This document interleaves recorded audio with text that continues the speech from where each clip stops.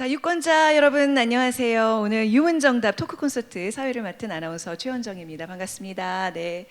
자, 유문정답 이게 무슨 뜻이냐면요. 유권자가 묻고 정당이 답한다를 줄인 말입니다.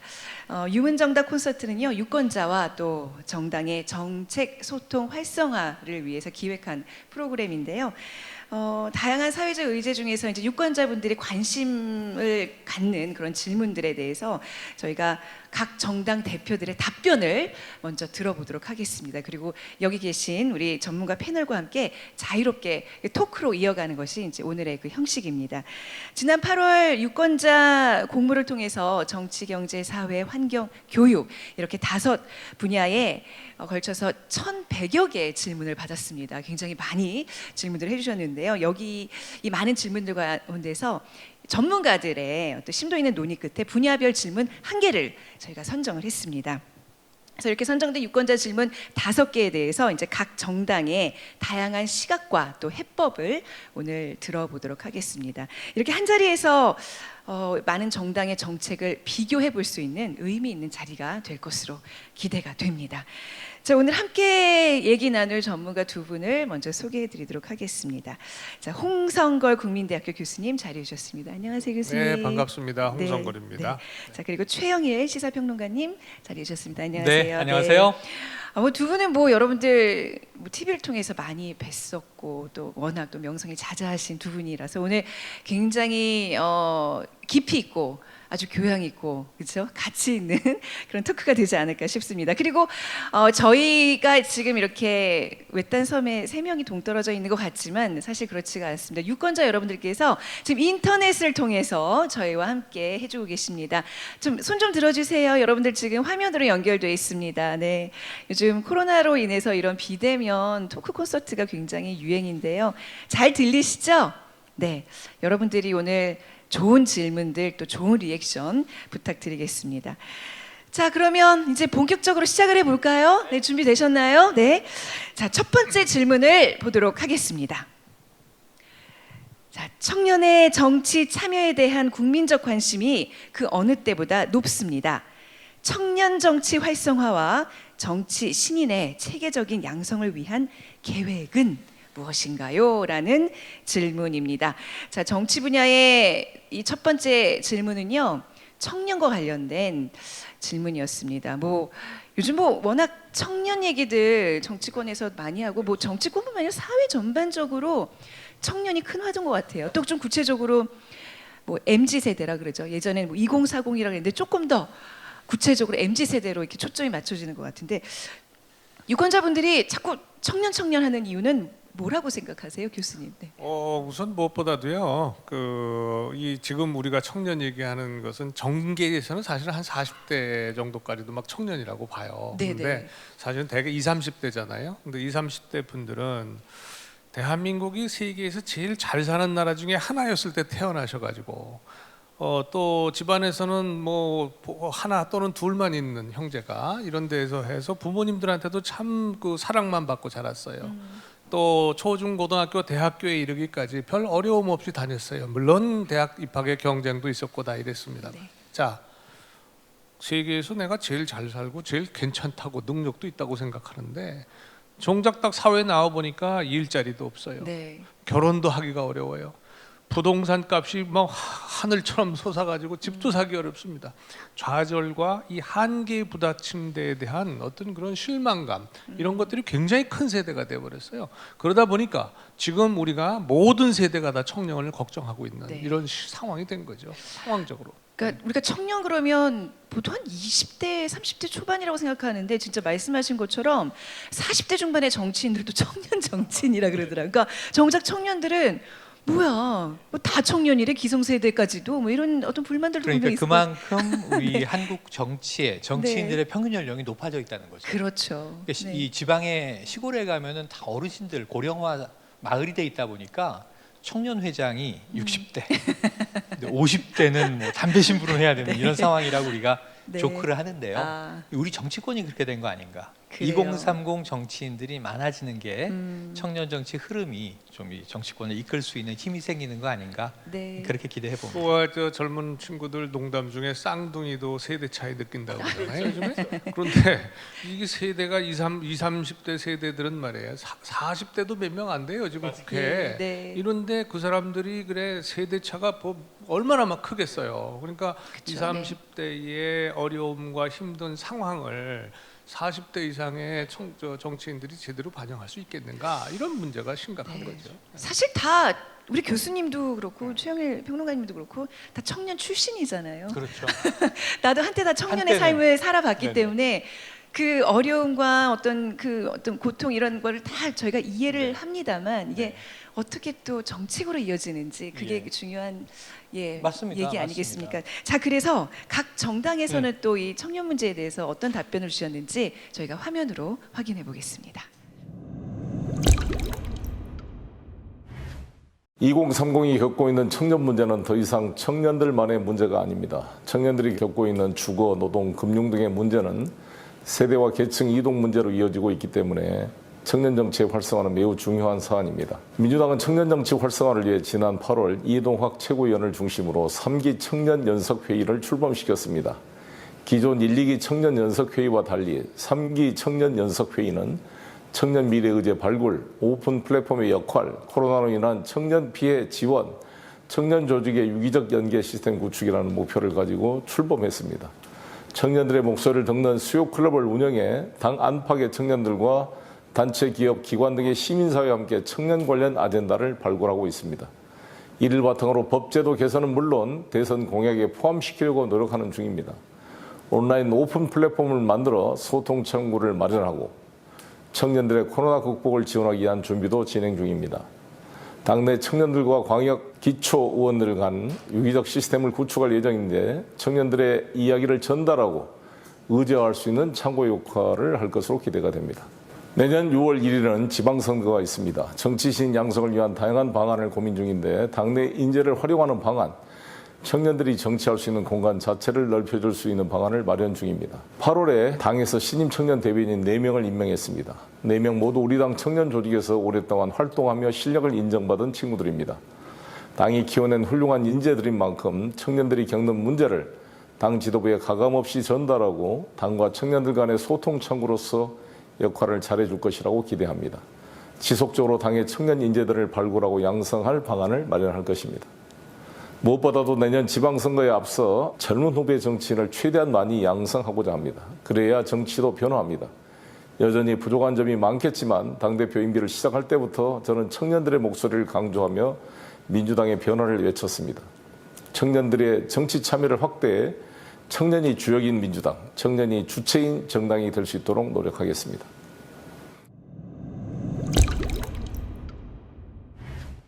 예, 저희 당은 지난 제가 당대표 선출된 이후에 당 대변인도 토론 배틀로 선발하는 등 남녀노소 누구나 정치에 공정하게 참여할 수 있는 기회를 제공하기 위해 노력하고 있습니다.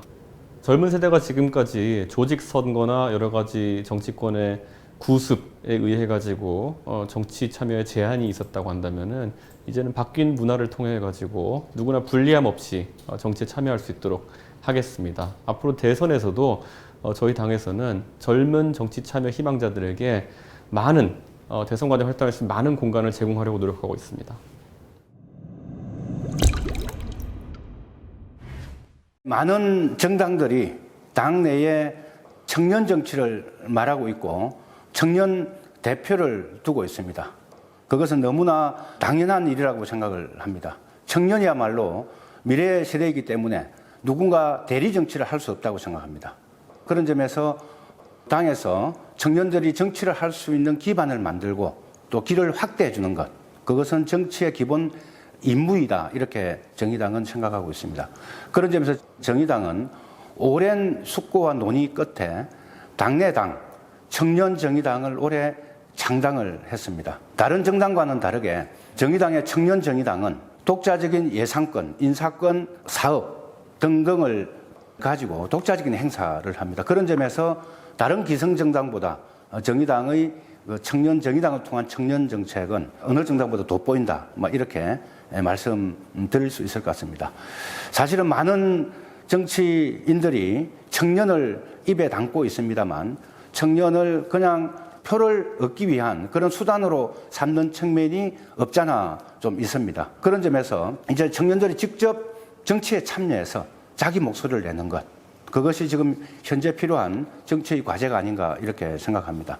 300명의 국회의원 중에 청년 정치인이 과연 몇 명이 있는지 뒤돌아보시면은 청년 정치가 얼마나 지금까지 외면되어 왔는지 잘 아실 겁니다. 정의당은 6명의 국회의원 중에 2명이 청년 정치인이고 비례대표 선정 시에 청년 정치인을 가장 우선적으로 배려를 해서 정치에 진출하게 만들었습니다. 바로 이런 정의당의 정책이 모든 기성정당으로 더 확대되어서 청년들이 자기 목소리를 낼 수 있는 그런 정치 문화가 또 제도적으로 각 정당 내에 자리 잡기를 진심으로 바랍니다. 우리나라 586 운동권 세력은 사회의 기득권이 되어가지고 정치, 경제, 사회 거의 모든 분야를 장악했습니다. 청년 세대의 계층 이동 사다리도 끊어져 버렸습니다. 이로 인해서 우리 청년 세대가 공정을 회복시켜 달라고 외치고 있는 것 아니겠습니까? 이런 현상은 정치에서도 고스란히 나타납니다.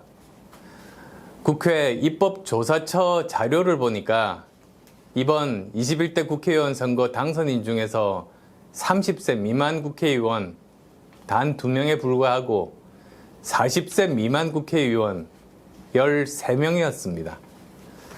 청년들의 목소리가 국회 입법과 정치적 의사결정 과정에 제대로 반영될 수 있을 리가 만무합니다. 청년의 정치 참여를 활성화하기 위해서 먼저 필요한 것이 바로 정치 개혁입니다. 세대 교체라는 단순한 구호가 아닙니다. 먼저 선거 제도를 개혁해야 합니다. 현재 소선거구 다수대표제는 국민들이 투표한 것보다 거대 양당이 훨씬 더 많은 의석수를 가져가게 됩니다. 승자 한 사람을 제외하고 나머지 표는 모두 죽은 표, 그러니까 사표가 되어버립니다. 현재의 소선거구제를 민심 그대로 반영하는 연동형 비례대표제 또는 중대선거구제로 개혁해야 됩니다. 그러면 득표수가 의석수로 그대로 이어질 수가 있고 민심이 왜곡되지 않을 수가 있습니다. 그래야지 다당제가 가능해지고 그러면 청년을 비롯해서 다양한 사람들의 생각을 정치에 반영할 수 있을 겁니다. 누구나 청년은 우리의 미래라고 얘기합니다. 그 청년을 어떻게 규정하느냐 하는 것도 각자의 정치적인 입장에 따라서 이해관계를 따졌던 것이 현실입니다. 지금은 그럴 때가 아니라고 생각합니다. 젊은 정치, 청년을 위한 정치, 이것이 결코 외면할 수 없는 시대적 과제가 되고 있고 또 우리 청소년들의 정치적 의식이나 욕구도 굉장히 신장하고 있는 만큼 이 부분을 정치권이 반드시 받아 안고 또 그분들의 소중한 목소리를 정치 현장에 담아내고 입법과 제도를 통해서 완성시켜야 된다고 생각합니다. 또 그럴 때가 왔고 현재 우리 사회의 갈등이나 여러 격차의 측면에서 세대 간의 격차 같은 게 많이 논의되고 있는 시점이기 때문에 더더욱 필요하다고 생각합니다. 저희 열린민주당은 최초로 18세 이하의 청소년들에게도 당의 문화를 개방하고자 하는 생각을 하고 있고 그다음에 실제로 청년위원회를 구성하는 과정에서 고등학생이 위원장 후보로도 출마하고 또 청년위원회 구성원으로 참여하고도 있습니다. 현장을 다니고 전국에서 여러 유권자분들의 목소리를 들을 때마다 늘 우리 고등학생들의 정치 참여에 관한 제약이 너무 많다라는 말씀을 듣습니다. 이 부분 정치권이 결코 외면하지 않고 꼭 해결할 수 있도록 저희가 앞장설 것이고 또 청년들이 실제로 정치라는 것이 내 삶에 어떤 이익을 줄 수 있는 것인지 내가 정치에 참여하는 것이 나의 삶과 어떤 관계가 있는 것인지 이런 걸 체감하실 수 있는 여러 통로와 장치를 마련하고 또 저희 청년회를 중심으로 열심히 활동하는 모습을 응원해드리고 또 지원하고자 합니다. 언제나 정치의 현장에서 젊은 분들을 많이 뵙고 청년들의 고민 그리고 미래를 향한 우리의 과제들을 함께 머리를 맞대고 고민하는 그런 시간들을 결코 피하지 않고 더 적극적으로 만들겠습니다. 기본소득당 당원의 평균 나이가 27세입니다. 청년들이 많은 정당이기 때문에 청년이 정치 효능감을 느끼게 할 사회 변화에 더 집중하고 있습니다. 청년 국회의원인 기본소득당 용혜인 의원이 제1호 법안으로 청년국회 4법을 발의했습니다. 더 많은 청년인 동료 시민이 제도권 정치에서 청년의 정책과 대안을 만들어낼 수 있는 기회를 만들기 위해서였는데요. 법안의 내용은 선거 출마 자격을 만 25세로 규정한 지금의 선거법을 투표할 수 있는 연령으로 낮추는 것이 하나이고요.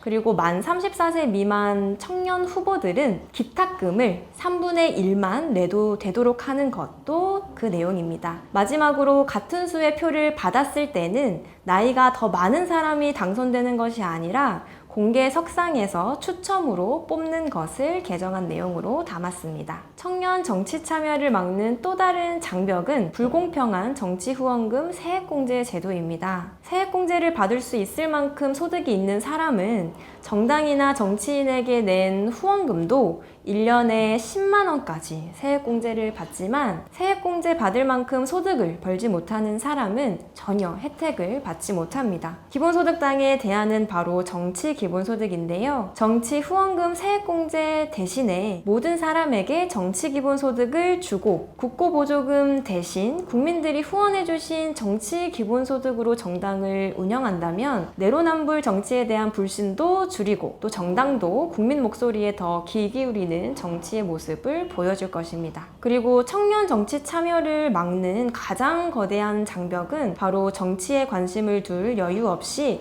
아등바등 살아야 하는 불안정한 청년의 현실입니다. 자산 불평등, 기후 불평등을 기본소득 토지세, 기본소득 탄소세로 해소하면서 청년이 정치에 관심을 갖게 할 삶의 여유를 가질 수 있도록 만들겠습니다.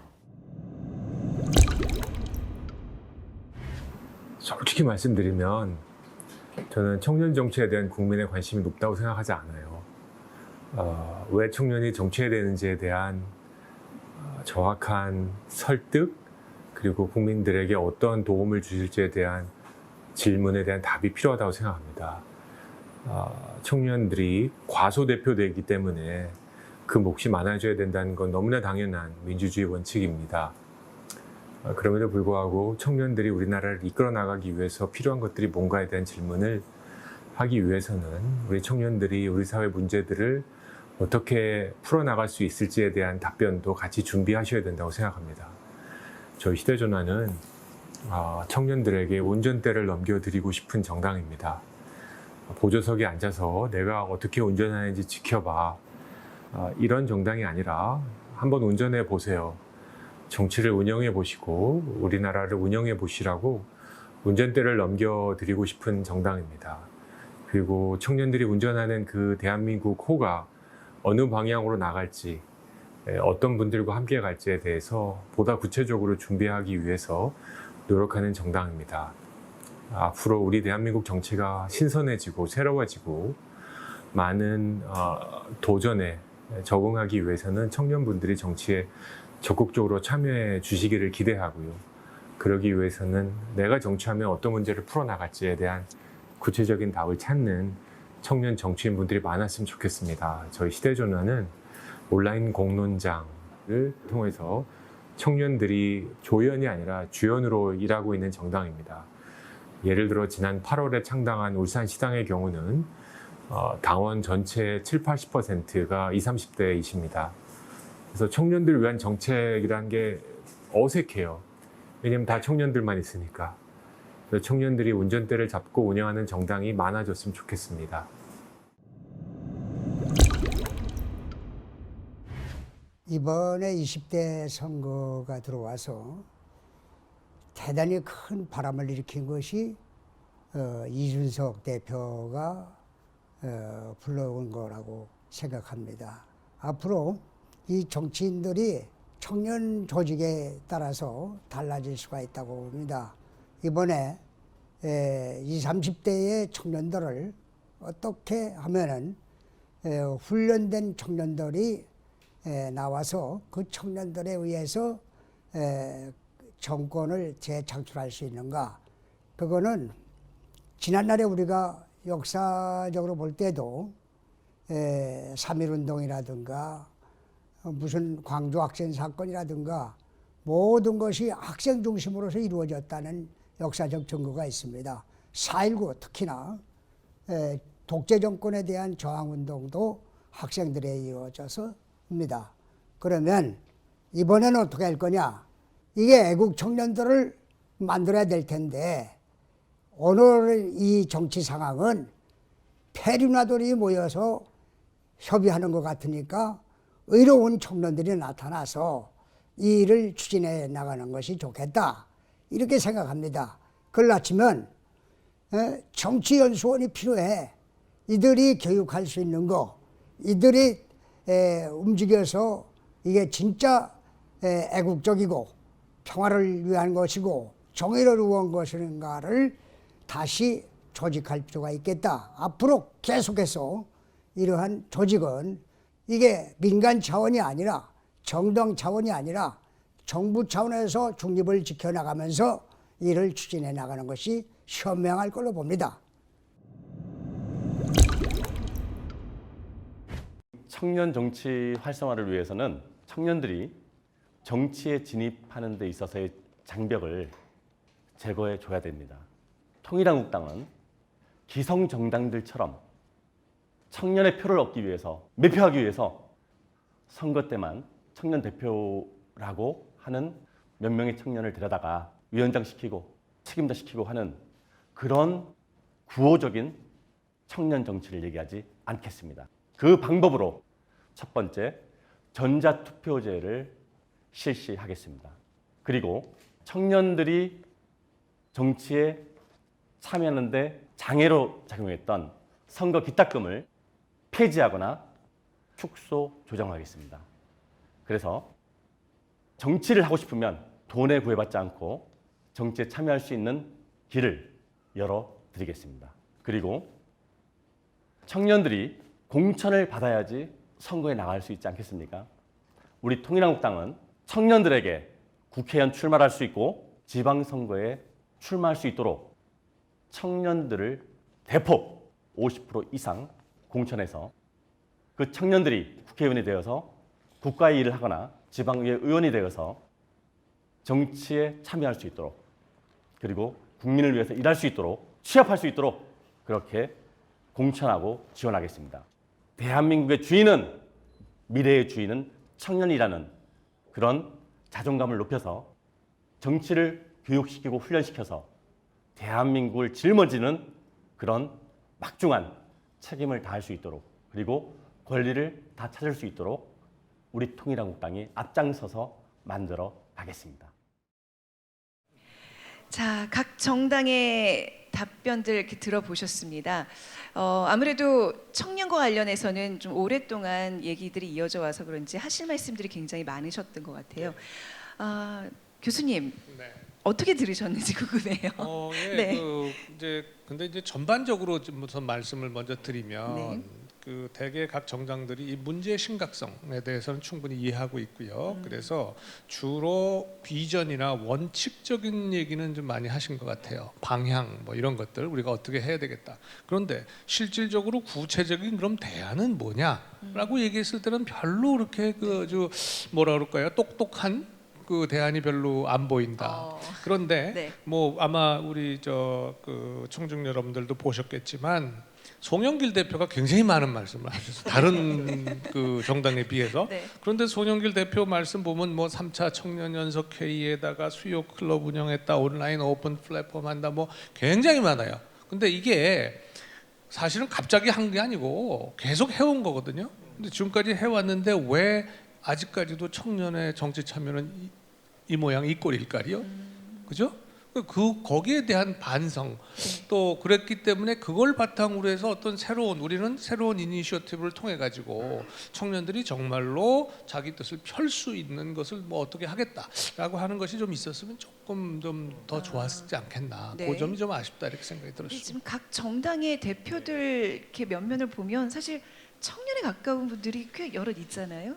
청년이 있습니다. 네. 그래서 제가 이게 아까 총론 말씀해 주셨으니까 저도 비판을 좀 먼저 네, 말씀드리면 당들마다 청년을 우리는 이렇게 양성하고 있어요, 육성하고 있어요, 프로그램 있어요 하는데 청년이 성인이에요. 일단 청소년이 아니기 때문에 이들을 왜 정당이 교육을 하고 육성을 하고 양성을 해요? 그게 아니고 청년 정치는 청년이 정치를 하는 거예요. 네. 우리가 시민들은 정치에 참여하십시오. 그렇죠. 유권자들에겐 그렇게 얘기하면서 정치의 소비자가 아니라 정치 공급자가 된 정치인은 왜 성인을 굳이 또 따로 교육을 합니까? 네. 물론 이제 국회의원 보좌관이 됐다가 나중에 국회의원도 됐다가 대통령에도 도전하고 이런 절차적 과정은 있습니다만 네. 국민들이 이제 알아야 되니까 성과를 내야 되니까 제일 중요한 건 정치는요 프로그램으로 교육하는 게 아니라 learning by doing 네. 경험하면서 시행착오 겪으면서 가는 거예요. 네. 정치학은 교과서도 없습니다. 수시로 바뀌죠. 해마다 네. 선거 때마다 바뀌고. 그래서 저는 가장 고무적인 건 국민의힘 보면 당 대표로 말씀하시는 분이 청년이잖아요. 우리가 보수 정당 하면 굉장히 고령화 정당, 노후 정당 이렇게 생각했는데 올해 좀 파란이 있었어요.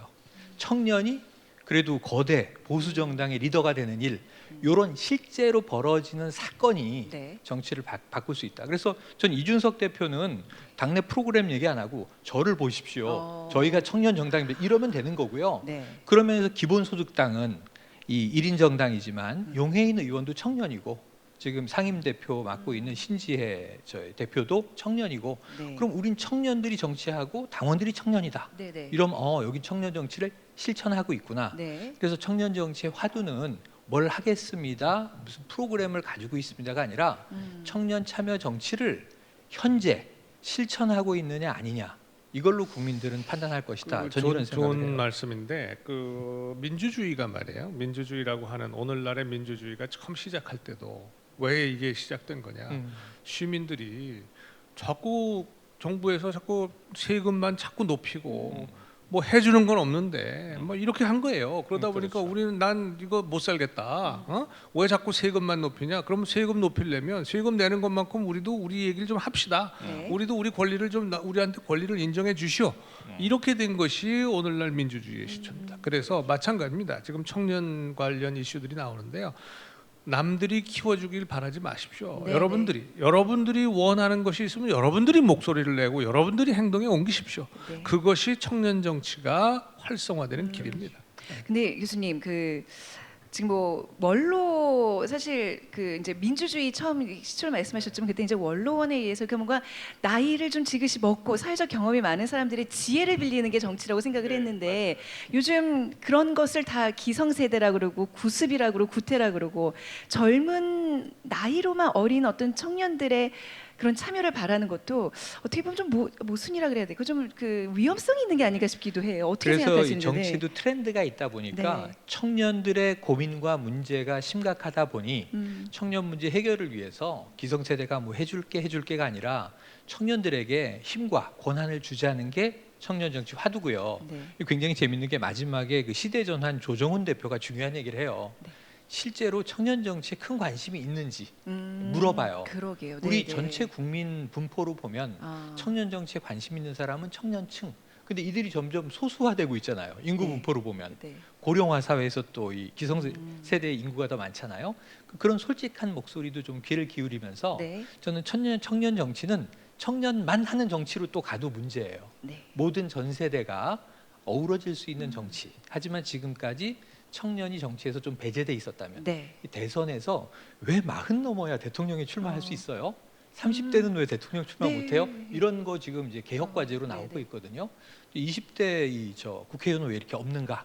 이런 문제를 좀 청년 입장을 많이 반영하자는 취지지. 네. 청년만 정치할 수 있다는 얘기를 또 갑자기 쓰려도 이건 균형이 맞지 않는다는 생각이 드네요. 피선거권, 선거권의 나이 제한을 좀 낮추자라는 얘기 좀 계속 나오고 있고 사실 그런 면이 어떻게 보면 그러니까 좀 제도화 만들고 프로그램도 만들어서 좀 육성하고 키우고 개방하자 뭐 이런 뜻 아니겠습니까? 그러니까 어떤 제도화도 좀 제가 보기엔 좀 중요한 영역 같은데 말이죠. 그러니까 네. 우는 아이를 젖준다고 그러잖아요. 네. 청년들이 계속 소리를 내고 울지도 않는데 네. 지금 뭐 정치하는데 뭐 나갈 수 있는 기회를 준다. 기회를 아무리 주면 뭐합니까? 제대로 준비되지 않으면 안 되잖아요. 그러니까 스스로가 나는 내가 이건 목소리를 내야 되겠다라고 하면 그럼 목소리를 내면 되는 거고요. 네. 행동에 옮겨야 됐다 그러면 행동에 옮기면 되는 겁니다. 네. 그러면 그런 것들이 쌓이고 모여서 청년 정치인들이 활성화가 되고 그 사람들이 리더가 되는 것이지. 과거에 김영삼 대통령이나 김대중 대통령이나 한번 보세요. 이미 김영삼 대통령 최연소 국회의원 했습니다. 25살에. 예? 그러니까 그런 식으로 뜻이 있으면 치고 나가야 되는 거예요. 근데 치고 나가지도 않고 남들이 마련해주는 기회에 거기에 왜 기회를 안 주느냐고 그거는 제가 볼 때는 지금 21세기 청년다운 모습은 아니다. 정치적 효능감을 느껴본 적이 없기 때문에 내가 무슨 말을 하는데 이게 먹히겠어. 해보지도 않고요. 그러니까 어떻게 해야 될까요? 교수님 지금 이제 교직에 계시니까 많은 청춘들을 이제 가르치고 계시잖아요. 조금 구체적으로 만약에 내가 어떤 정치에 관심이 있다, 뭐 SNS 통해서 글을 올리는 거, 그거 이상의 어떤 거를 하면 좋을까요? 정당의 문을 두드려 본다? 사실 좀 막막하거든요. 지금 제가 당장 20대라 그래도 어떻게 해야 되지? 아니 그런 지금 여러 가지 다양한 길이 있어요. 뭐 그 말씀하신 것처럼 SNS에 글 써서 올리는 것도 있고요. 또 각종 뭐 활동, 포토그래프 사진 같은 거 하는 것도 있고, 자기가 스스로 그 1인 시위 같은 거 하는 것도 있고요. 얼마든지 있습니다. 문제는 길은 굉장히 지금 다양해졌어요. 그런데 그걸 창의적으로 생각 안 하고 내가 느끼고 있는 이 고통과 내가 느끼고 있는 이 힘든 상황이 전부 사회 탓이다라고만 생각하는 거예요. 자기는 가만히 있고 그럼 남들이 내가 가려운데 남들이 긁어주는 것만 기대하면 안 된다. 그런 거죠. 네. 이번 4.7 재보궐선거 때도 사실 젊은 세대들의 어떤 정치 참여 그런 것들이 굉장히 이슈가 됐었잖아요. 내년에도 계속 될 거라고 보세요? 계속 될 거로 봅니다. 그리고 아까 참여 교수님 말씀이 딱 맞으셔요. 저는 청년들에게 그레타 툰베리를 봐라. 올해 노벨 평화상을 못 탔지만 초등학생 나이 소녀가 어른들이 이렇게 얘기하는 거예요. 자, 미래 환경도 문제고야. 지구가 살아남을지 모르겠어. 너희 세대 고통이 클 거야. 이런 무서움은 주면서 그럼 어떻게 해야 되죠? 공부해. 대학 가. 뭐 계속 그런 거잖아요. 그다음에 열심히 해서 네가 기량을 키워. 근데 이 아이의 공포감은 아니 내가 어른이 되면 지구가 박살나 있을지도 모르는데 지금 지구를 살리러 나서야 되겠다라고 뗏목 타고 막 대서양 건너고 그런 거거든요. 그래서 청년들이 절박한 만큼 저는 정치 프로그램 참여의 기회는 굉장히 여러 가지로 열려 있는데 잘 되는 게 있고 잘 안 되는 게 있어요. 그런 것들을 쭉 한번 모니터링 해보시고 본인에게 맞는 이슈와 분야의 프로그램을 선택해서 정당 프로그램도 있고 지자체 프로그램도 있고 이렇게 또 선관위 프로그램도 있습니다. 유권자 페스티벌도 있거든요. 그런데 참여하는 게 정치 활동의 첫걸음이다. 이런 말씀 드리고 싶어요. 유권자 정치 페스티벌 지금 이런 프로그램에 함께 해주시는 여러분들이나 또 찾아보시는 분들은 그 첫걸음을 실행하고 계시는 거죠. 참여죠. 멋지십니다. 우리 유권자 온라인으로 참여해주고 계신 분들 그럼 여기서 또 질문을 한번 또 받아보도록 할게요. 여러분들 지금 굉장히 집중력을 발휘해서 저희를 지금 시선을 향해 주시는 게 느껴지는데요. 자, 어떤 분 좀 질문 있으시면 손 좀 들어보실까요? 네. 유권자 여러분 한번 손 한번 들어봐 주세요. 네. 저기 박우진님, 손을 번쩍 드셨어요. 자, 오늘 이제 좀 얘기 잘 들리시죠? 재미있어요? 어떠세요? 정말 뜻깊은 행사인 것 같고요. 참여하게 돼서 영광입니다. 네, 지금 우리가 나누고 있는 주제 청년에 가까우신 분인 것 같은데 혹시 올해 나이가 어떻게 되시는지 여쭤봐도 될까요? 현재 21살입니다. 자, 우리 청년 박우진 씨는 어떤 질문을 갖고 계신지 들어보겠습니다. 최근 청년 세대의 정치 관심이 높아지고 있습니다. 하지만 이는 부동산 가격의 폭등, 성별 간의 갈등, 권력농단과 부패정치의 영향으로 인한 작용도 상당하다고 생각이 됩니다. 또한 청년들에게 정치와 정치인에 대한 이미지도 대부분 안 좋은 것이 사실입니다. 따라서 저는 앞으로 미래를 이끌어 나갈 청년 세대들에게 정치에 대한 인식이 긍정적으로 변화해야 된다고 생각을 하는데 과연 현재의 정치인들이 앞으로 어떠한 방향으로 정책을 수립하고 법을 만들어야 정치에 대한 청년들의 인식이 보다 긍정적으로 개선될 수 있을지 궁금합니다. 네. 자, 우리 박우진 씨의 질문은 그거네요. 청년들은 정치인에 대해서 좋은 인식이 없다. 그거 어떻게 고쳐낼 것이냐. 좀 좋은 이미지가 있어요. 여기 좀 참여하고 싶은 마음도 생기는데 교수님 이런 질문들 많이 들으실 텐데 어떤 답변을 해드려야 될까요? 글쎄 우선 뭐 기성세대 한 사람으로서 정치가 오늘날 이 모양 이 꼴이 된데 네. 뭐 적지 않은 책임이 있잖아요. 뭐 우리 저 최영일 평론가나 나나 그 저 정치 평론 한다고 네. 방송도 여러 차례 하고 했는데 많이 했는데 그래서 하여간 그 우리 저 여러분들한테 죄송하다는 말씀을 드립니다. 그런데 사람은 그 이 권력 앞에는 참 동물적으로 변하는 것 같아요. 그래서 그 아무리 그 얘기를 하고 그래서는 안 된다 품격 있는 정치 국민이 두렵지 않느냐 심지어는 역사가 두렵지 않느냐고 수없이 외치고 뭐 글도 쓰고 해봐도 그 권력 앞에서는요 또 그 이익 앞에서는 뭐 전혀 뭐 들은 곳 하지도 않더라고요. 그래서 저는 이 기성세대는 기성세대의 방식으로 정치를 해온 것 같습니다. 그래서 만약에 여러분들이 정치가 정말 저렇게 그 보기도 싫은데 그렇다면 여러분들이 나서서 그것을 바꾸셔야 될 것 같아요. 그게 아까 우리 그동안 쭉 얘기했던 그런 겁니다. 아니 나쁘다고 보기 싫다고 욕만 하고 앉아가지고서 세상만 한탄하면 그 세상이 바뀌겠습니까? 여러분들이 그것을 나쁘고 이것이 우리가 옳지 않다고 생각한다면 그러면 과감하게 떨치고 일어나서 바꾸셔야죠. 바꾸기 위해서 소리를 내고 함께 행동하고 그것이 진정한 민주주의고 진정한 청년이다. 저는 그렇게 말씀드리겠습니다.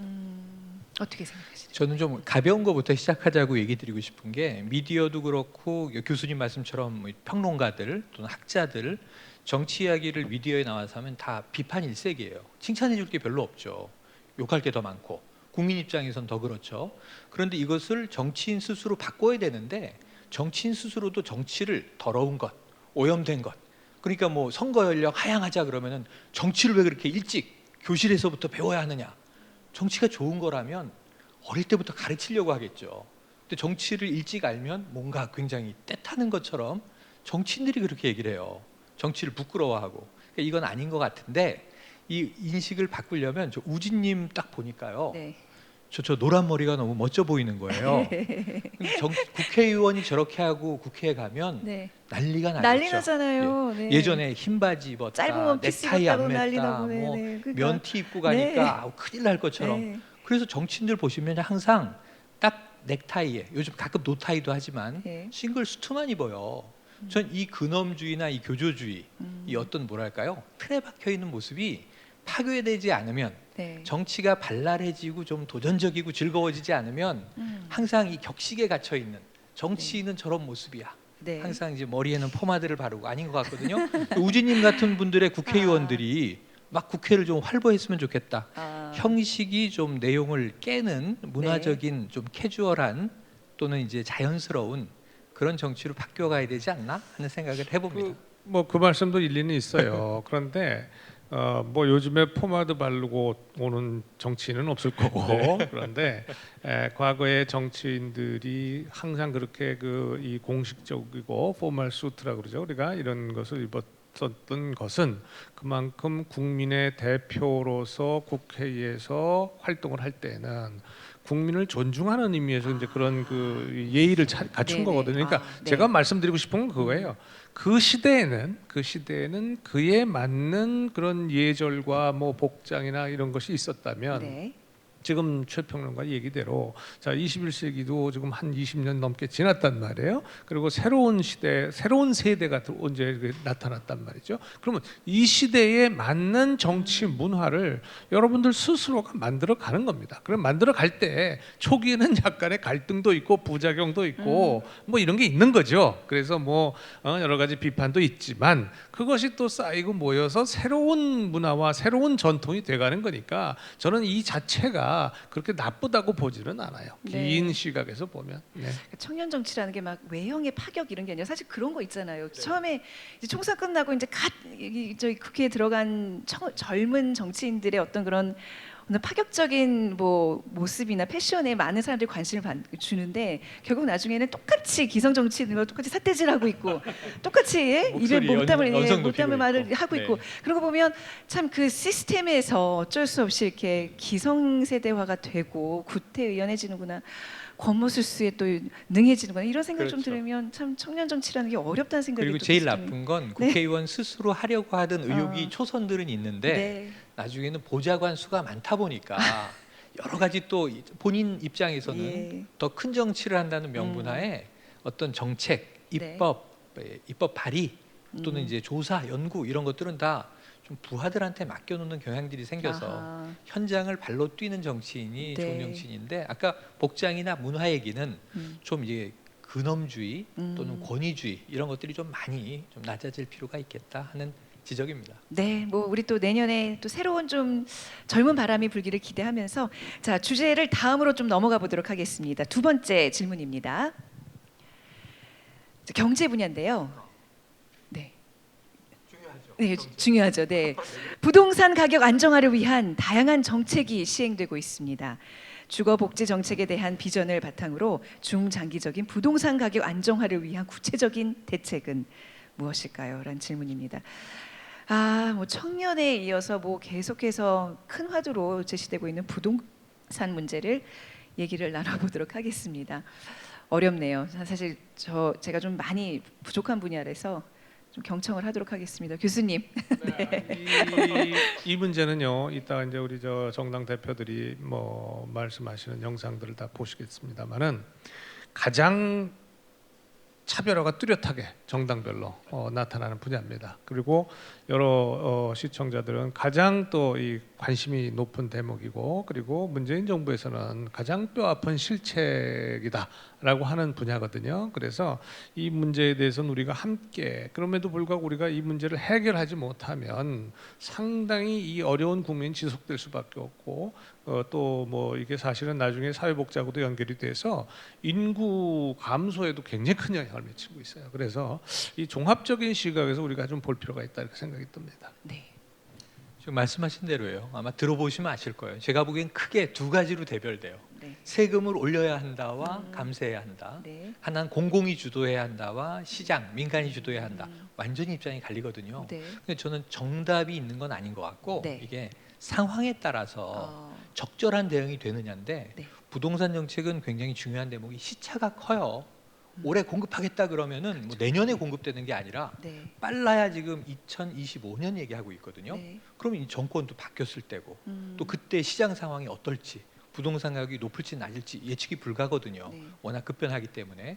그래서 이제 정답이 없는 이 상황에서 꼭 한 가지의 어떤 이게 이 노선을 견지해야 하느냐. 그러니까 진보도 시장 논리를 얘기할 수 있고 보수도 정부 주도의 공공 논리를 얘기할 수 있으면 좋겠는데 제가 보기에는 정치권의 유연성이 조금 떨어지는 것이 안타까운 대목입니다. 과연 이런 경제 문제, 특히 부동산 문제에 있어서 진짜 진심을 다해 미래를 향한 중장기적인 계획을 갖고 있는 정치인들이 얼마나 될까? 저는 그 생각을 굉장히 많이 하거든요. 이게 너무 당리당략적으로 흘러가는 면들도 있는 것 같고. 자, 그렇다면 진짜 우리 각 정당의 대표들은 이 부동산 문제에 대해서 어떤 답을 제시하고 있는지 화면으로 만나보겠습니다.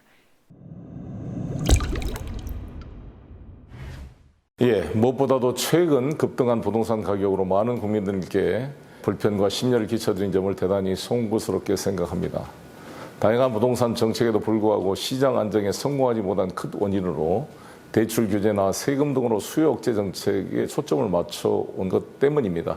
부동산 시장 안정을 위해서는 충분한 규모의 공급 대책이 반드시 수반되어야 합니다. 이 때문에 당과 정부는 3기 신도시 건설과 이사 대책 등을 빠른 속도로 추진할 계획입니다.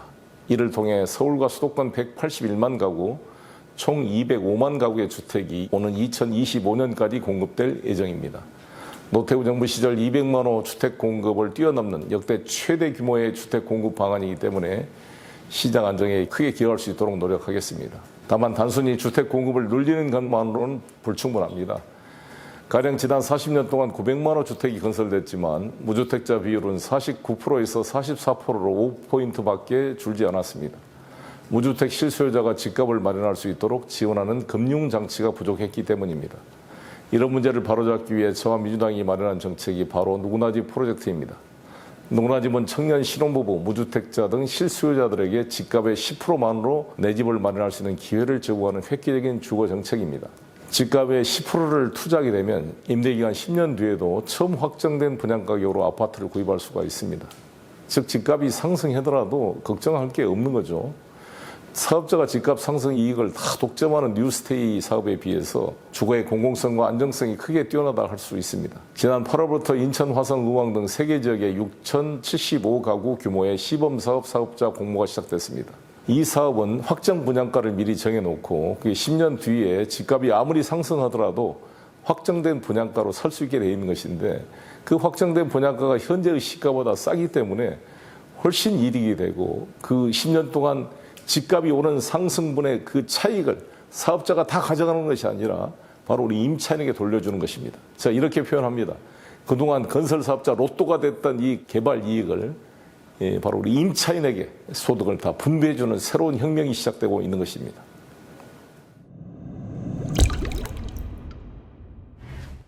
기본적으로 저희 당은 부동산을 비롯한 모든 경제정책은 수요와 공급에 맞게 진행되어야 된다 이렇게 생각합니다. 지금 이번 정부 하에서 부동산 정책이 다소 지탄받는 것은 결국에는 젊은 세대가 원하는 직주 근접성, 그 일자리와 가까운 형태의 주거가 상당히 부족하기 때문에 이런 게 발생한다고 저는 보고 있습니다. 그래서 서울을 중심으로 해서 도심지에 충분한 양의 주택을 공급하는 것이 답이다 이렇게 생각하고요.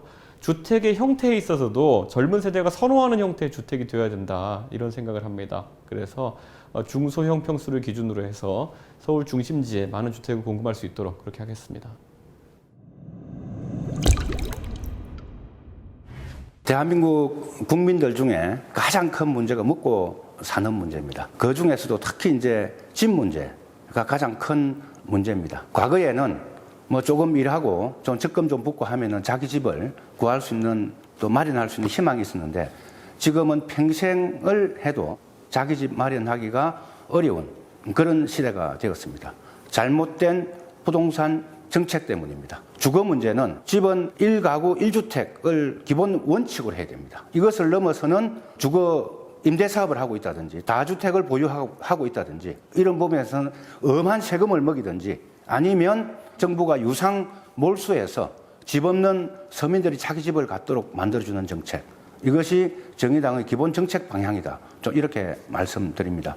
또 지금 당장으로 봐서는 정부에서 여러 부동산 정책을 추진하고 있습니다. 특히 이제 수도권의 3기 신도시 같은 경우에는 민간 분양보다는 100% 공공주택으로 집 없는 사람들에게 집이 돌아갈 수 있도록 이런 정책으로 빨리 전환돼야 됩니다. 정의당은 그것을 위해서 계속 목소리를 내고 있습니다. 토지 또한 대한민국이 정부가 수립되면서 처음으로 토지 개혁을 하고 지금까지 한 번도 토지 개혁을 하지 않았습니다. 바로 지금이야말로 토지 공개념, 즉 토지는 공공적 재원으로 함께 공유돼야 된다는 개념을 명확하게 확립하는 토지 공개념을 이번에 반드시 도입을 해야 된다는 생각입니다. 그래서 불필요한 토지 소유를 제한하고 또 불필요한 토지를 소유한 부분에 대해서는 엄하게 세금을 부과해서 불필요한 토지를 소유하는 것이 오히려 재산상 손해를 가질 수 있다 하는 이런 좀 인식을 주어서 토지가 공적으로 활용될 수 있도록 토지 공개념 제도를 정의당이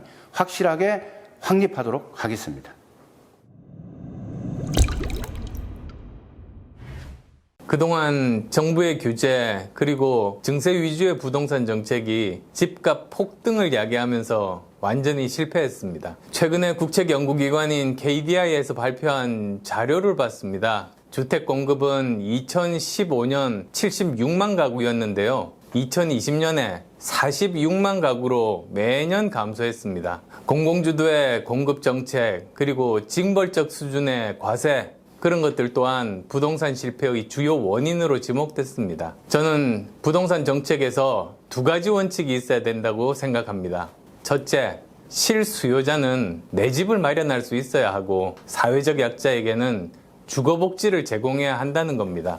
무주택자 그리고 또 실소유자에게는 각종 규제 완화하고 그리고 DTI라든지 LTV 등 대출 규제도 완화하고 그래서 젊은 세대도 내 집 마련 기회를 보장하기 위해서 청약 제도를 연령대별 쿼터제로 도입하는 것도 검토해 봐야 된다고 생각합니다. 주거 안정과 주거 복지 실현을 위해서 임대주택도 충분히 공급해야 합니다. 두 번째로 부동산 정책을 공공과 민간이 상호 보완적으로 추진돼야 됩니다. 주거 복지는 공공이, 그리고 또 재건축에 대해서는 민간이, 재개발은 건물뿐만 아니라 도로나 공원 등 인프라까지 있으니까 민관 협력으로 해야 되겠죠. 공공이 계획하에 일률적으로 주택을 공급하겠다는 것, 그건 시장 원리 무시하는 거고 국민이 원하는 공급 방식이 아닙니다. 또 한 가지 더 덧붙이자면 중앙정부의 부동산 시장 규제 권한의 일부라도 지방정부에게 이양하는 것이 좋겠습니다. 왜냐하면 각 지역의 부동산 시장은 지방정부가 가장 잘 알고 있기 때문입니다. 지금처럼 중앙정부가 각 지방 상황을 고려하지 않고 일률적으로 규제, 그리고 또 규제 완화하는 그 권한을 가지고 있는 건 지역별로 맞춤형 적절한 대응이 어렵습니다. 부동산 시장의 작동 원리를 무시한 현 정부의 부동산 정책이 국민들의 내 집 마련 꿈을 빼앗고 양극화를 심화시켰습니다. 수요와 공급의 시장 원리에 바탕을 둔 부동산 정책으로 대전환이 필요할 때입니다. 이번 코로나 팬데믹 위기를 겪으면서 우리가 이제는 진짜 선진국이 됐구나 하는 것을 체감하게 됐습니다. 그렇지만 시민의 삶은 과거에 비해서 훨씬 평안하고 행복해졌는가? 이 부분에 대해서는 여전히 의문을 갖고 계신 분들이 많은 것 같습니다. 그 핵심에 있는 것이 주거복지입니다. 결코 외면할 수 없는 과제이고, 또 주거복지라고 하는 것이 사람의 삶을 기본적으로 규정하는 의식주 가운데 핵심적인 부분일 뿐만 아니라 현실적으로 우리 시민들의 자산을 구성하고 있는 대부분인 또 부동산 문제하고도 연계돼 있고, 또 우리 삶을 휴식이 있는 삶으로, 좀 더 편안한 삶으로 이끄는 데 있어서 주거복지라고 하는 것이 얼마나 많은 중요성을 갖고 있는지를 정치권에서도 절감하고 있는 것으로 알고 있습니다. 지난번 서울시장 선거 과정에서도 편안하게 20분 거리에서 걸어 다니면서 즐길 수 있는 도시생활, 이런 것들을 시장 후보들이 공약하시는 것을 봤었는데요. 이 주거복지의 문제는 결코 외면할 수도 없고 또 쉽게 풀릴 수 있는 문제도 아닙니다. 그렇지만 우리 모두가 함께하는 공동체의 행복을 위해서 진짜 이거는 진실한 토론을 통해서 머리를 맞대고 고민해야 할 숙제가 아닌가. 그러니까 주거복지에 얽혀있는 세금 문제, 그다음에 부동산 문제, 그다음에 우리의 욕망을 어떻게 건전하게 제어하면서 공동체의 행복을 함께 만들어갈 것인가 하는 문제에 대해서 앞으로도 계속 심도 있는 정책 개발, 그리고 깊은 고민을 통해서 무엇보다도 청년과 서민들이 새로운 주거 환경에서 열악하지 않고 뭔가 평온한 휴식을 누릴 수 있는 주거를 만들 수 있는 방법이 뭐가 있을까를 늘 고민하고자 합니다. 그러려면은 공공 임대주택의 확대, 그 다음에 첫 주택을 가지게 되는 분들을 위한 세제 혜택, 그리고 불로소득이라고 얘기하고 있는 이 부동산 지대에 관한 문제, 이것을 어떻게 환수할 것인가 하는 문제에 이르기까지 종합적인 정책 검토가 필요하다고 생각하고, 저희도 조금 더 열심히 공부하고 노력해서 행복한 주거, 또 편안한 주거를 위해서 최선의 정책을 만들 수 있도록 노력하겠습니다.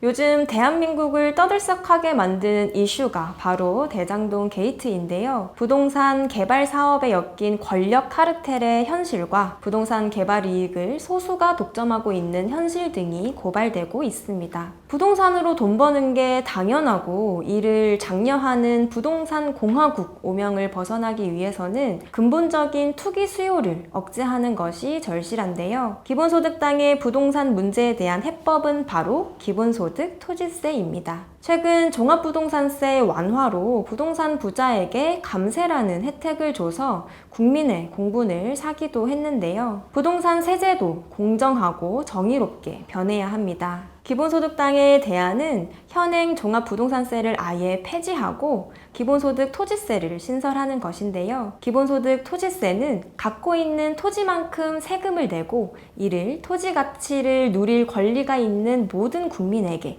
기본소득으로 나누자는 것입니다. 기본소득 토지세의 효과는 엄청난데요. 부동산을 보유할 때 세금을 감안해야 하기 때문에 비상식적으로 치솟은 부동산 가격이 하락할 수밖에 없을 것이라고 예상하고요.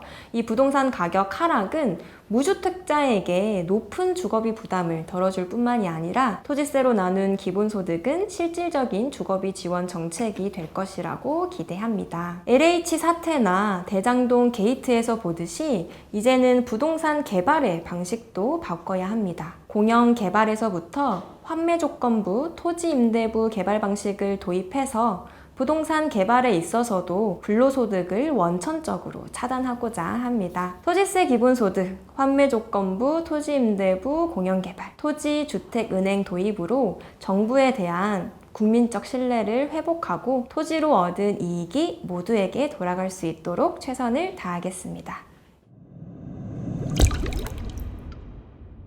부동산 문제로 이렇게 시끌거리는 나라가 많지 않습니다. 제가 국회의원을 시작하기 전에 전 세계를 많이 돌아다니면서 경제 개발을 해봤는데요. 참 어려운 상황입니다. 대한민국은. 중장기적인 비전 아주 솔직해졌으면 좋겠습니다. 전 이렇게 생각합니다. 좋은 부동산 정책이란 집을 사고 싶은 분들이 살고 싶은 지역에 살고 싶은 만큼 살고 싶은 가격으로 살 수 있으면 되는 겁니다. 그리고 아주 솔직하게 내가 살고 있는 집값이 조금은 올랐으면 좋겠다는 생각들 다 갖고 계시지 않습니까? 지하철이 들어오든 GTX가 들어오든 조금씩은 올라갔으면 좋겠고, 하지만 뭐 일확천금을 하기를 원하시는 분은 많이 아니시잖아요. 저는 이런 솔직한 국민들의 생각을 부동산 정책에 반영해야 된다고 생각합니다. 공급을 늘릴 필요가 있고요. 무주택, 특히 청년들의 무주택을 임대로 몰아갈 수는 없다고 생각합니다. 집을 살고 싶은 분들에게는 집을 살 수 있도록 그런 가능성들을 많이 열어주는 정책이 필요하고요.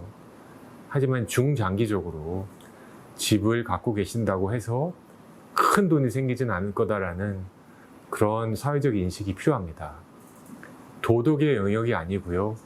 선과 악의 영역이 아니고 아주 냉정하고 아주 객관적인 경제 원리로 한 채 사는 거는 어렵지 않은 세상. 하지만 부동산을 갖고 있다고 큰 돈 벌기도 어려운 세상.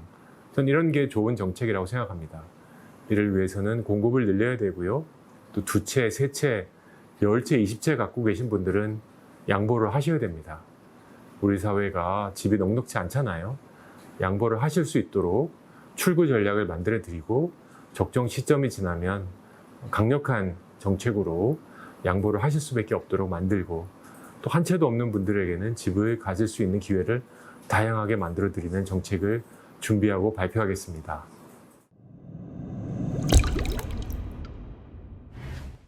부동산 문제가 가장 이슈가 됐어요. 부동산 문제를 우리 국민들이 무슨 행제하는 걸로 생각해가지고 지금 그 일을 하고 있다고. 집 가진 사람들은 벼락부자가 된 걸로 생각해요. 갑자기 뛰어 올라가는 거니까. 그런데 이것이 어제 오늘의 문제가 아니라 앞으로도 계속됩니다. 그러면 우리가 의무교육이라고 하는 게 있잖아요. 의무적으로 주거는 정부에서 책임지고 그 할당제로 해야 된다.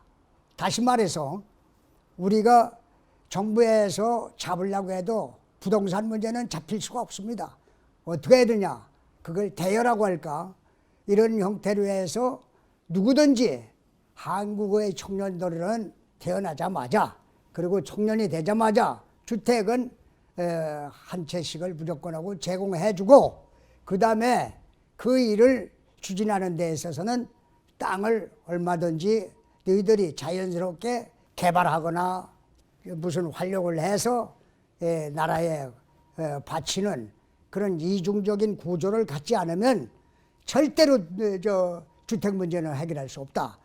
오늘 한국 정부에서 지금 박근혜 정부, 이명박 정부, 노무현 정부, 문재인 정권 아무것도 주택 문제 해결을 점을 찾지 못해요. 왜? 그들의 욕망을 채워주지 못하기 때문에. 욕망을 채우는 것은 다시 말씀드려서 미개발된 지역을 하나 해서 같이 분양을 해주는 방법을 통하면 결과적으로 집이 두 채가 되기 때문에 귀한 걸 모르고 자동적으로 해결된다고 봅니다. 이게 오늘 대한국민당의 정착이라고 보면 됩니다. 국민들의 지금 주거 문제, 부동산 문제가 대한민국 전체 국민의 뜨거운 관심사가 되었습니다. 문재인 정부의 26회에 걸친 부동산 규제 정책으로 인해서 시장은 왜곡되고 그리고 모든 국민들이 힘들어하고 있습니다. 만약에 26회의 부동산 규제가 아니라 시장에 맡겼다면 지금 같은 왜곡이 있었을까요? 대한민국은 헌법에 명시된 대로 시장경제주의입니다. 자본주의입니다. 정부는 시장을 너무나 지나치게 개입해서 규제하면 안 됩니다. 취약계층에 대해서 주거 문제를 해결해주는 노력을 하면 되지 시장에 직접 개입해서 그것도 과도하게 개입해서 징벌적 세금 그리고 모든 규제를 통해서 통제하면 시장은 왜곡되고 그 고통은 국민들이 감내해야 됩니다. 그래서 우리 통일한국당은 시장 개입을 하지 않는 취약계층을 위한 정책을 펼 것입니다. 국민 기본 주택을 제안합니다. 대한민국 국민이면 누구나 기본적인 주택 환경에서 주거 환경에서 살 수 있도록 통일한국당이 만들어 가겠습니다. 세계 어느 나라도 하지 못하는 그런 국민 기본 주택을 준비해서 대한민국 국민은 누구나 적정한 주거 환경을 가지고 살아갈 수 있도록 만들겠습니다. 부동산 시장의 개입을 최소화하겠습니다. 우리 통일한국당이 숙권한다면 문재인 정부에서 26회에 걸쳐서 규제했던 모든 정책을 백지화시킵니다. 시장을 국민들에게 정상적으로 돌려놓겠습니다. 우리 통일한국당은 국민들이 안정적 주거 환경 속에서 삶의 질을 향유하고 삶의 복지를, 주거 복지를 누릴 수 있도록 만들어 드리겠습니다. 자, 역시나 그 가장 국민들의 큰 관심사이기 때문에 다양한 답변들을 내놓아 주셨습니다. 네, 진짜 교수님 보시기에 이게 좀 이렇게 어떤 공통된 점으로 수렴이 되나요? 아니면 어떻습니까? 네. 수렴이 아니라 네. 이거는 상당히 다양할 뿐만 아니라 사실은 실현 가능성에도 상당히 어려움이 있는 대안들도 굉장히 많고요. 지금 방향도 많고 그렇습니다. 예를 들자면 더불어민주당 송영길 대표 물론 이제 집권 여당이었고 그동안에 그 부동산 정책의 문제점 즉 수요 억제에 주로 집중을 해서 징벌적 과세라든가 혹은 이 공공 개발 공영 공공 측면 이런 쪽만 강조해오다 보니 이렇게 됐다 미안하다 잘못했다 이런 얘기서부터 시작해서 여러 가지 공급 대책을 내놔요. 근데 그 공급 대책의 핵심이 뭐냐면 주로 과연 시장에서 원하는 걸 내놓느냐 하는 데는 별로 보이지를 않습니다. 반면에 이준석 대표는 굉장히 시장 원리에 입각한 공급 대책이에요. 과거 정부, 문재인 정부 이거 잘못됐다. 왜? 시장을 외면했다. 그러니까 수요와 공급이 민간에 의해서 수요 공급이 이루어지도록 규제를 혁파하고 그냥 잘 시장이 이끌어가도록 해야 된다. 자, 근데 여기도 또 문제가 하나 있죠. 가장 그게 뭐냐면 저소득층이라든가 혹은 무주택자들 이미 부동산이 너무 올라서 살 수 없는 사람들은 그럼 어떻게 하느냐 여기에 대한 대책에 대해서는 큰 대안이 없고요. 정의당 같은 경우에는 굉장히 사회주의적인 그런 시각을 가지고 있어요. 이 정의당뿐만 아니라 기본소득당도 마찬가지고 나머지 군소정당들의 경우에 그런 것이 굉장히 강하고요.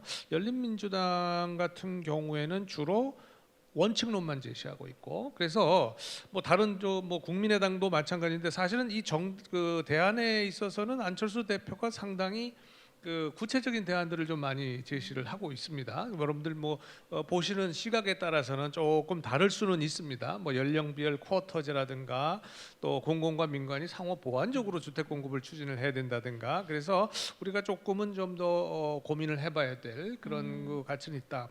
그런데 종합적으로 너무 길어지니까 말씀을 드린다면 이런 겁니다.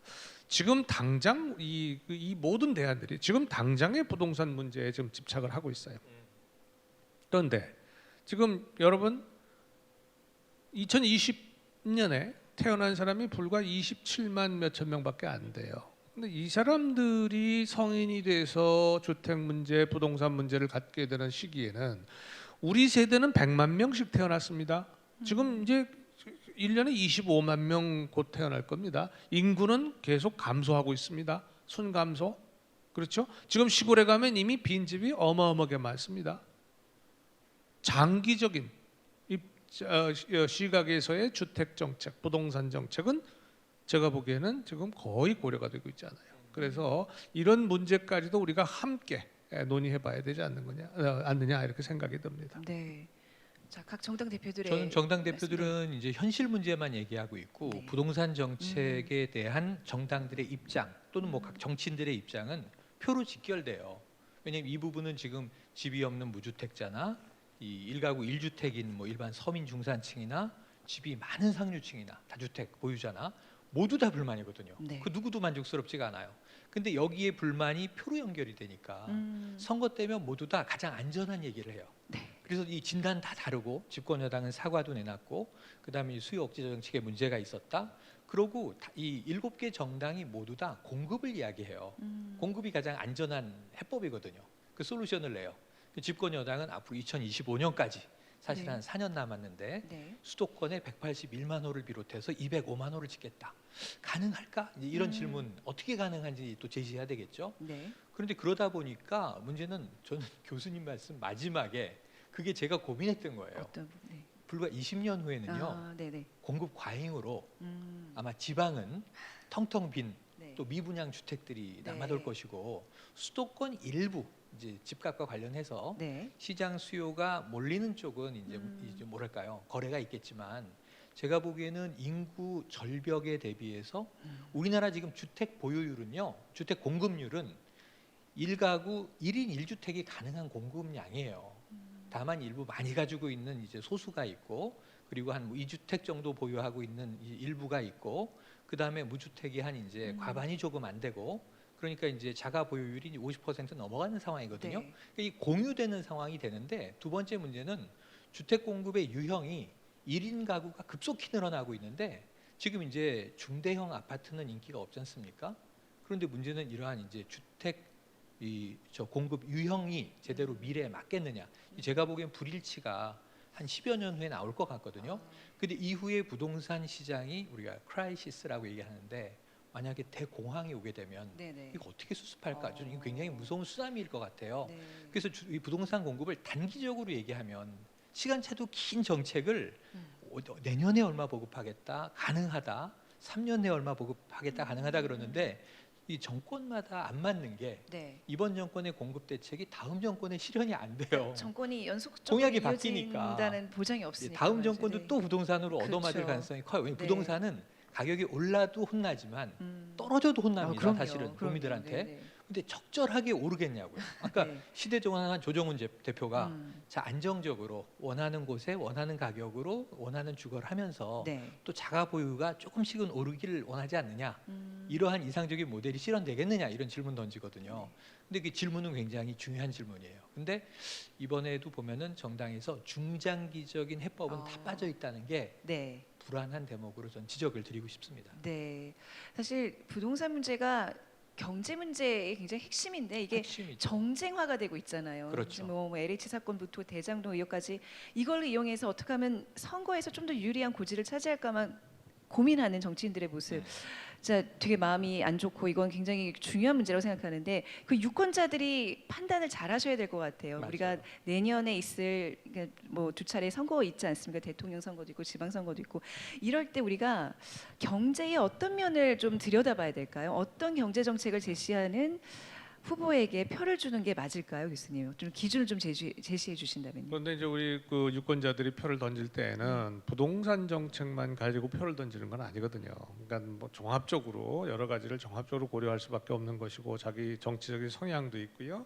또 뭐 불합리한 이 기준이라고는 하지만 뭐 지연이나 학연이나 뭐 여러 가지 인연을 가지고 또 선택을 하는 경우도 많아요. 그래서 우리가 정말 합리적인 선택을 해야 될 유권자인데 그러려면 과연 우리 대한민국이라고 하는 공동체의 미래에 어떠한 정당 혹은 어떠한 후보 또 그분들이 가지고 있는 정책 패키지 전체가 가장 바람직한 결과를 낳을 것인가를 봐야 될 거 아니겠어요? 그런데 제가 지금 말씀드린 건 이론적인 것이고 실제로 우리 국민들이 어떻습니까? 우리 속담에 공짜라면 양잿물도 마신다고 그러잖아요. 그러니까 지금 뭐 각 정당들이 뭐 아마 공약해 놓은 거 보시면 아실 겁니다. 앞으로 계속 부동산 문제는 그 가장 큰 이슈 중에 하나가 되기 때문에 이번 대선에서도 굉장히 크게 공약이 나올 텐데 거의 뭐 다 청년들한테 공짜로 주겠다는 거예요. 뭐 10분의 1 가격으로 주겠다. 지금 가격으로 앞으로 10년, 20년 후에 그냥 지금 가격으로 가져갈 수 있게 하겠다라는 것들입니다. 근데 그때 가서 과연 지킬까? 이런 생각은 별로 안 하는 거예요, 우리 유권자들이. 그렇죠? 그래서 저는 세상에 공짜는 없습니다. 공짜 좋아하다가 뭐 그런 속담 많잖아요. 공짜 좋아하면 멍드는 거거든요. 그래서 지금 우리 청년 세대는 지금 이 기성세대들이 만들어 놓은 부동산 때문에 만들어 놓게 되는 우리가 지게 되는 빚, 대한민국이라고 하는 공동체가 갖게 되는 빚을 지금 청년 세대들이 갚아 나가야 됩니다. 불과 1년에 25만 명 정도밖에 태어나지 않는 사람들이 그러면서도 1년에 100만 명씩 태어난 분들을 앞으로 그 노인들을 우리가 또 보살펴 가야 됩니다. 엄청난 짐을 지금 지게 되는 거예요. 그래서 공짜 너무 좋아하지 마십시오. 제가 드리고 싶은 말씀은 그겁니다. 지금 공짜 같지만 나중에 훨씬 더 큰 비싼 값을 치르게 될 거다. 네. 결국 왜 선거 때마다 경제는 내가 살린다, 잘 살게 해주겠다라는 공약에 솔깃해서 표가 가는 경우들이 많은데 지금 교수님 말씀대로 그건 정말 공짜를 바라다가 더 큰 짐을 떠안게 되는 경우들이 분명히 있을 거라는 따끔한 충고를 주셨습니다.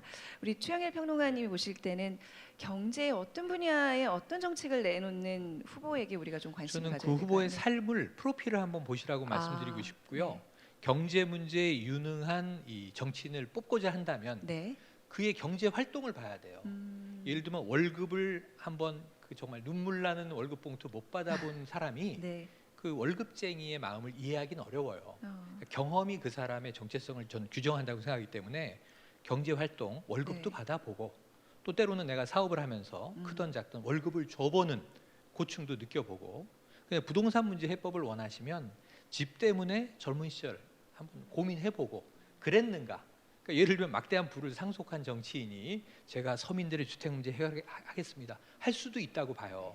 그가 유능할 수도 있는데 문제는 그가 직접 살아오면서 겪어보지 못한 문제에 대해서는 유권자 시민들과 공감대를 갖기는 어려운 것 아닌가. 그러니까 유권자분들이 누군가 내 문제를 해결해 주기 원하시면 그가 내 문제를 직접 겪어보고 이해하고 있는지 공감하고 있는지를 그의 삶을 한번 이제 쭉 조사해 보시고 판단해 보시면 좋을 것 같다 이런 생각을 조언으로 드립니다. 네, 중요한 얘기시네요. 그리고 또 사실 모든 정치인들이 만능이 아니잖아요. 홍반장이 그렇죠. 아니잖아요. 네, 맞습니다. 네, 주변에 선택적으로 좋은 판단해야죠. 정책을 같이 수립하고 이행할 수 있는 인재들이 있는지 그런 것도 좀 보는 눈을 안목을 좀 키워야 될 것 같아요. 주변에 누가 있는지. 드라마 덕분에 저는 네. 그래도 그냥 드라마에서 홍반장이 네. 주인공이라서 갯마을 차차차.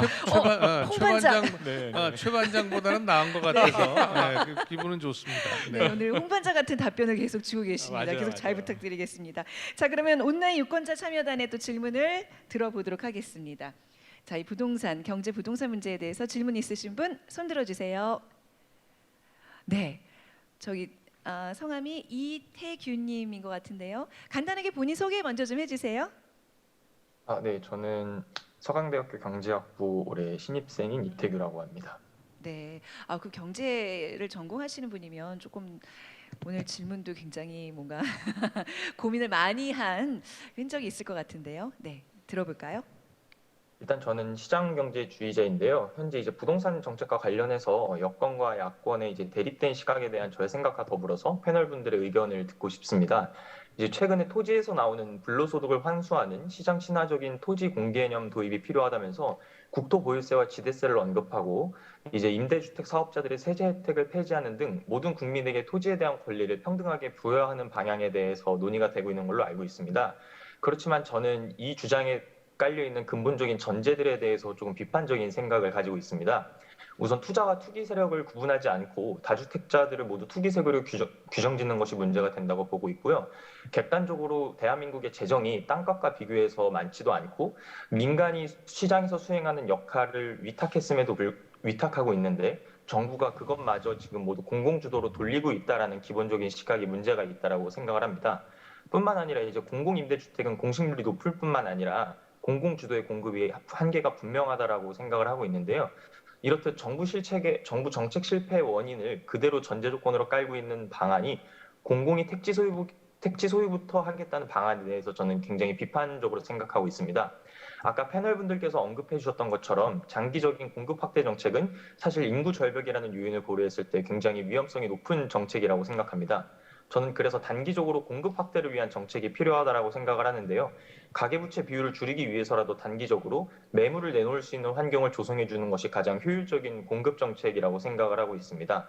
저는 그래서 양도세를 완화해서 기존 주택을 시장으로 유도해서 매물이 쌓이게 하거나 아니면 이제 그 재건축 규제를 완화하고 인센티브를 부여하면 단기간 공급량이 늘어날 수 있을 것이라고 생각하는데요. 이에 대한 이제 패널분들의 고견을 여쭙고 싶습니다. 네, 역시 경제 전공하는 학도답게 질문이 굉장히 구체적입니다. 그러니까 공급 확대에 대한 중요성을 말씀해 주셨고 이제 민간 주도의 주택 공급 확대에 좀 초점을 맞추는 의미에서 또 규제 완화 또 세금 완화까지 같이 좀 얘기를 짚어 주셨는데 교수님 답변해 주시죠. 네. 그 우리나라의 그저 네. 양대 경제학파의 양대 학파가 서강학파가 있어요. 예, 서강대 맞아요. 경제학파가 굉장히 그 사실은 네. 뿌리 깊은 그 학문적 전통을 가지고 있습니다. 근데 그 지금 우리 학생은 신입생이라고 그랬잖아요. 네. 신입생 요새 그저 비대면 수업 때문에 학교도 별로 안 가봤을 그렇네. 텐데 아주 예. 그냥 그 상당히 그 시장 경제에 대해서 아주 확고한 그 네. 이론과 신념을 가지고 있는 것 같아서 아주 네. 흐뭇하게 들었습니다. 네, 우리 이태규 학생 A+입니다. 네. 네. 우선 저는 아주 전적으로 공감해요. 지금 이 상황의 문제를 이루게 한 장본인이 정부입니다. 과도한 규제와 과도하게 그 여러 가지 징벌적 과세 또 양도소득세 그것도 굉장히 높아서 누구나 세금 많이 내고 싶은 사람 없잖아요. 그렇죠? 그러니까 세금 안 내려고 적게 내려고 하다 보니 오히려 양도소득세보다 상속세가 더 낫겠다 혹은 증여세가 더 낫겠다 이런 식으로 지금 자꾸 나가는 거란 말이에요.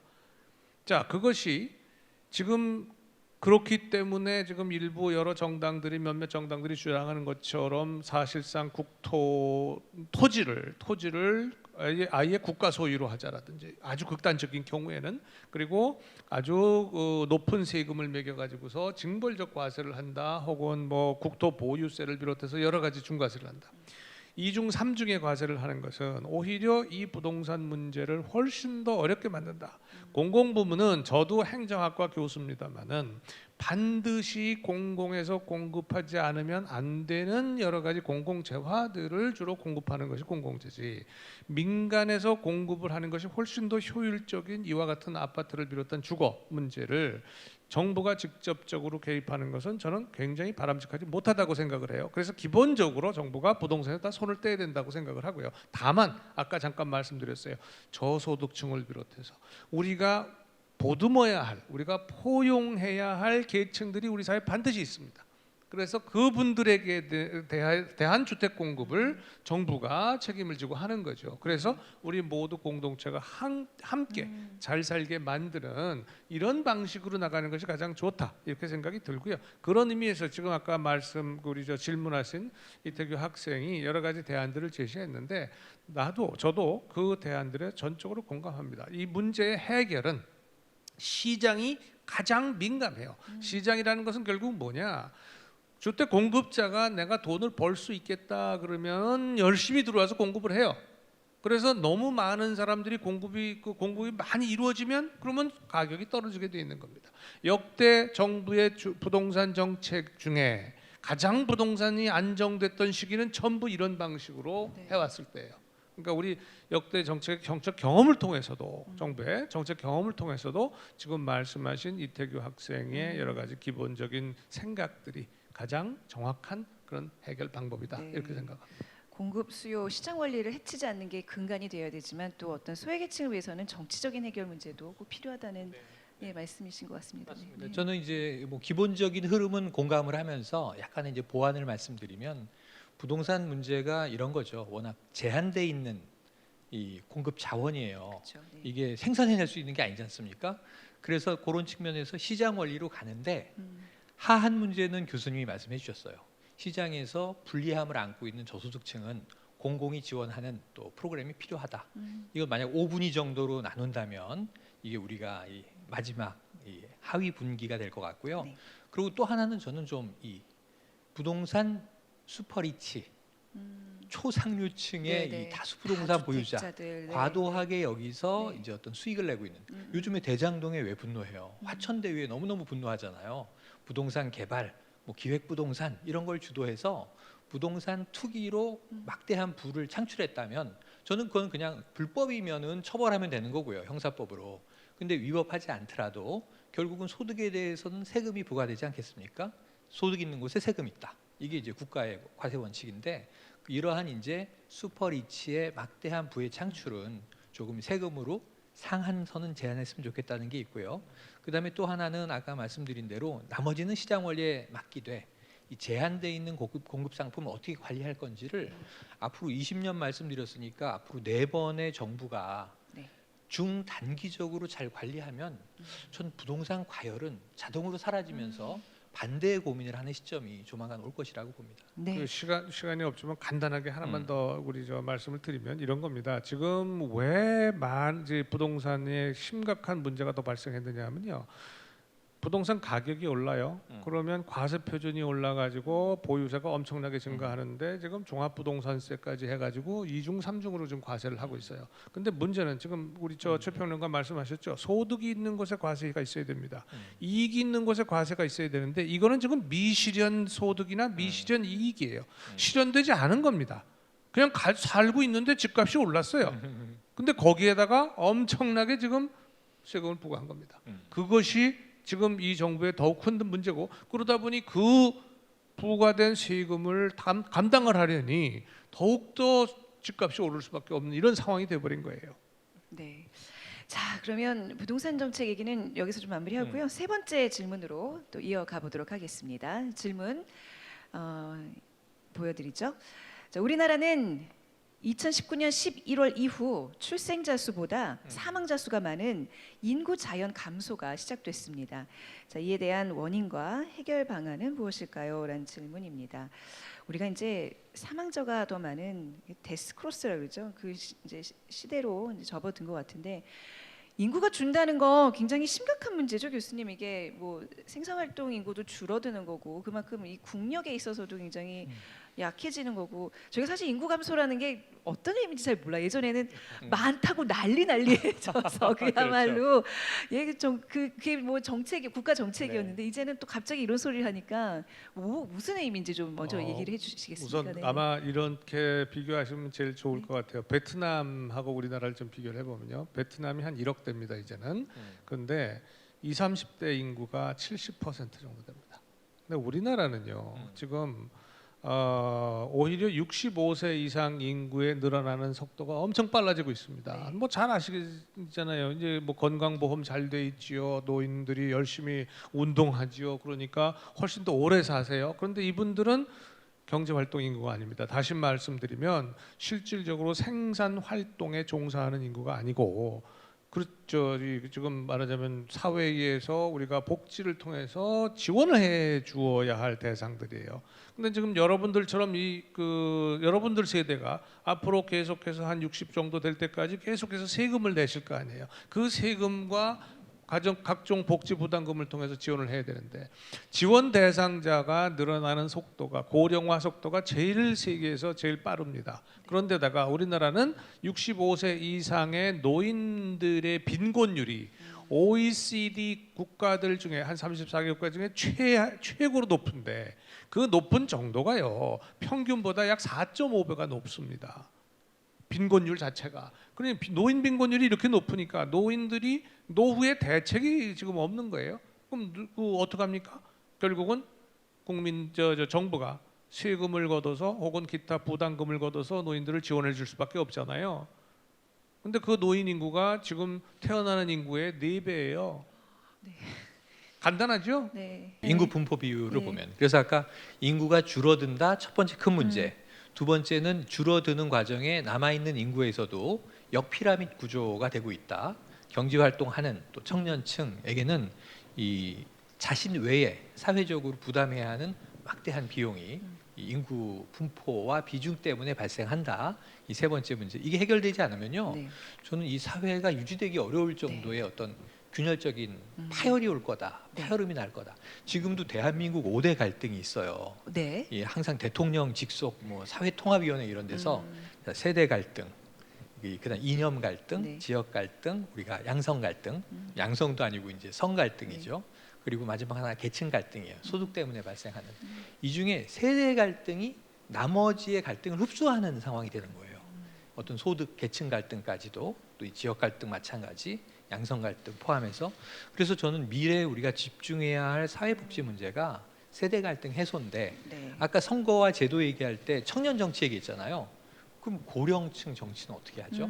그래서 아까 말씀드린 대로 각 세대를 조율하고 좀 아우르고 네. 공동체성은 살리되 특정 세대의 부담을 우리가 조금 이제 함께 완화하는 방식을 찾아야 하는데 결국 제가 보기에는 이 출산율을 제고할 수 있는 방안을 네. 이 정치가 못 만들어낸다는 게 가장 네. 첫 번째 원인 해결을 못하니까 그 다음은 일시적인 미봉책은 쓸 수 있지만 중장기적으로는 누가 이 얘기를 해도 답이 안 나오는 상황이거든요. 그래서 출산율을 높이기 위한 네. 우리 사회적인 중지를 모을 필요는 있어 보입니다. 우리 각 정당에서는 어떤 고민들을 하고 네. 있는지 한번 답변 들어볼까요?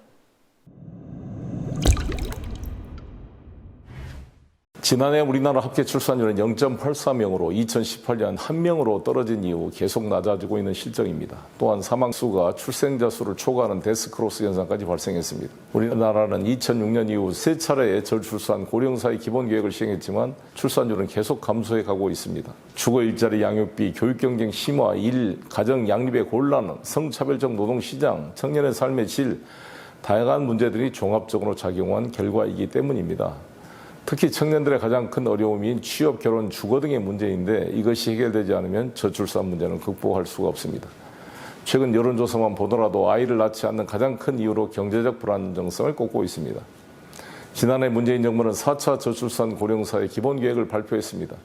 기존의 출산 장려 위주의 정책에서 패러다임을 완전히 전환해 모든 세대의 삶의 질을 높이는 정책으로 계층 세대 간 통합과 연대를 강조하는 방향으로 기본계획을 수립했습니다. 민주당의 정책 방향도 다르지 않습니다.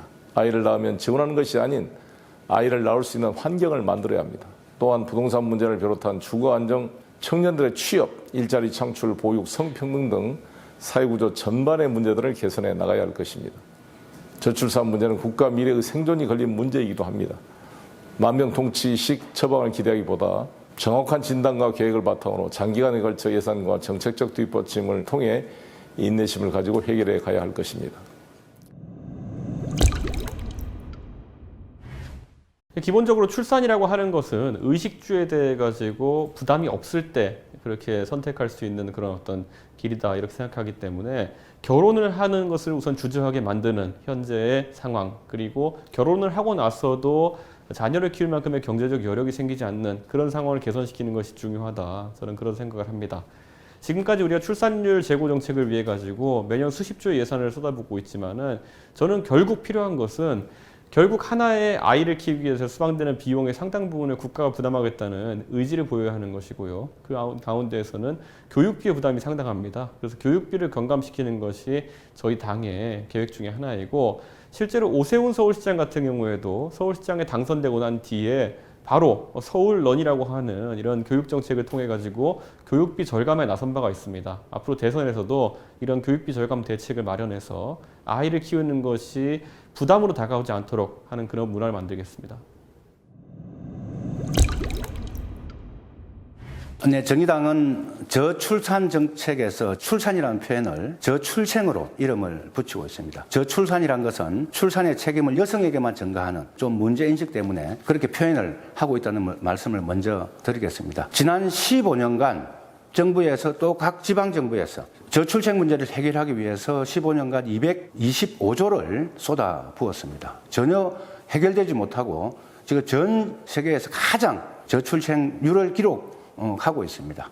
이 문제는 전체 좀 사회적으로 봐야 됩니다. 출생 문제만 자꾸 독려한다고 해결될 문제가 아닙니다. 바로 먹고 사는 문제입니다. 먹고 살기 위해서 이제는 투잡, 쓰리잡 여러 가지 일을 하게 되고 노동시간도 길어지고 자기 집도 없고 또 교육 문제도 비용이 너무 많이 들어가기 때문에 비혼 가구도 늘어갈 뿐만 아니라 또 설령 결혼을 한다 손 치더라도 애를 낳아서 행복하게 키울 어떤 자신이 없기 때문에 출생 문제가 그렇게 어려운 사회적 문제로 다가와 있습니다. 바로 그런 점에서 저출생 문제를 해결하기 위해서는 그냥 평범하게 일해도 행복하게 먹고 살 수 있는 또 결혼을 하고 애를 낳아도 행복하게 키울 수 있는 그런 사회적 환경을 만드는 게 저출생 문제를 해결하는 가장 근본적 요인이 아닌가 이렇게 좀 생각을 합니다. 그런 점에서 정의당은 대한민국 사회의 불평등 문제를 해결하는 것이 저출생 문제를 해결하는 가장 기본적인 토대가 될 거다 생각을 하고 이번 대통령 선거에서 대한민국 사회의 삶의 질곡 같은 불평등 문제를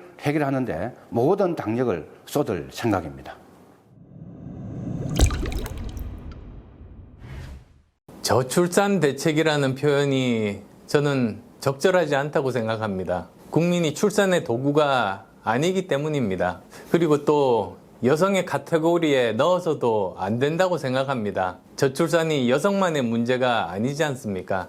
저는 그래서 그 명칭 자체를 청년 행복 정책으로 바꿔야 된다는 생각을 가지고 있습니다. 저출생의 원인이 청년들이 결혼을 안 하는 게 아니라 못해서고 아이를 낳지 않는 것이 아니라 못 낳는 겁니다. 집값 폭등으로 더 이상 안정적인 주거를 확보할 수도 없고 자기의 꿈과 희망을 펼칠 수 있는 일자리도 없으니까 청년들이 연애, 결혼, 출산 포기하는 일로 이어지고 있는 것 아니겠습니까? 청년 일자리를 만들고 주거 안정을 이룰 수 있는 환경을 만들어주고 출산 후에도 육아 부담 해소를 할 수 있어야 합니다.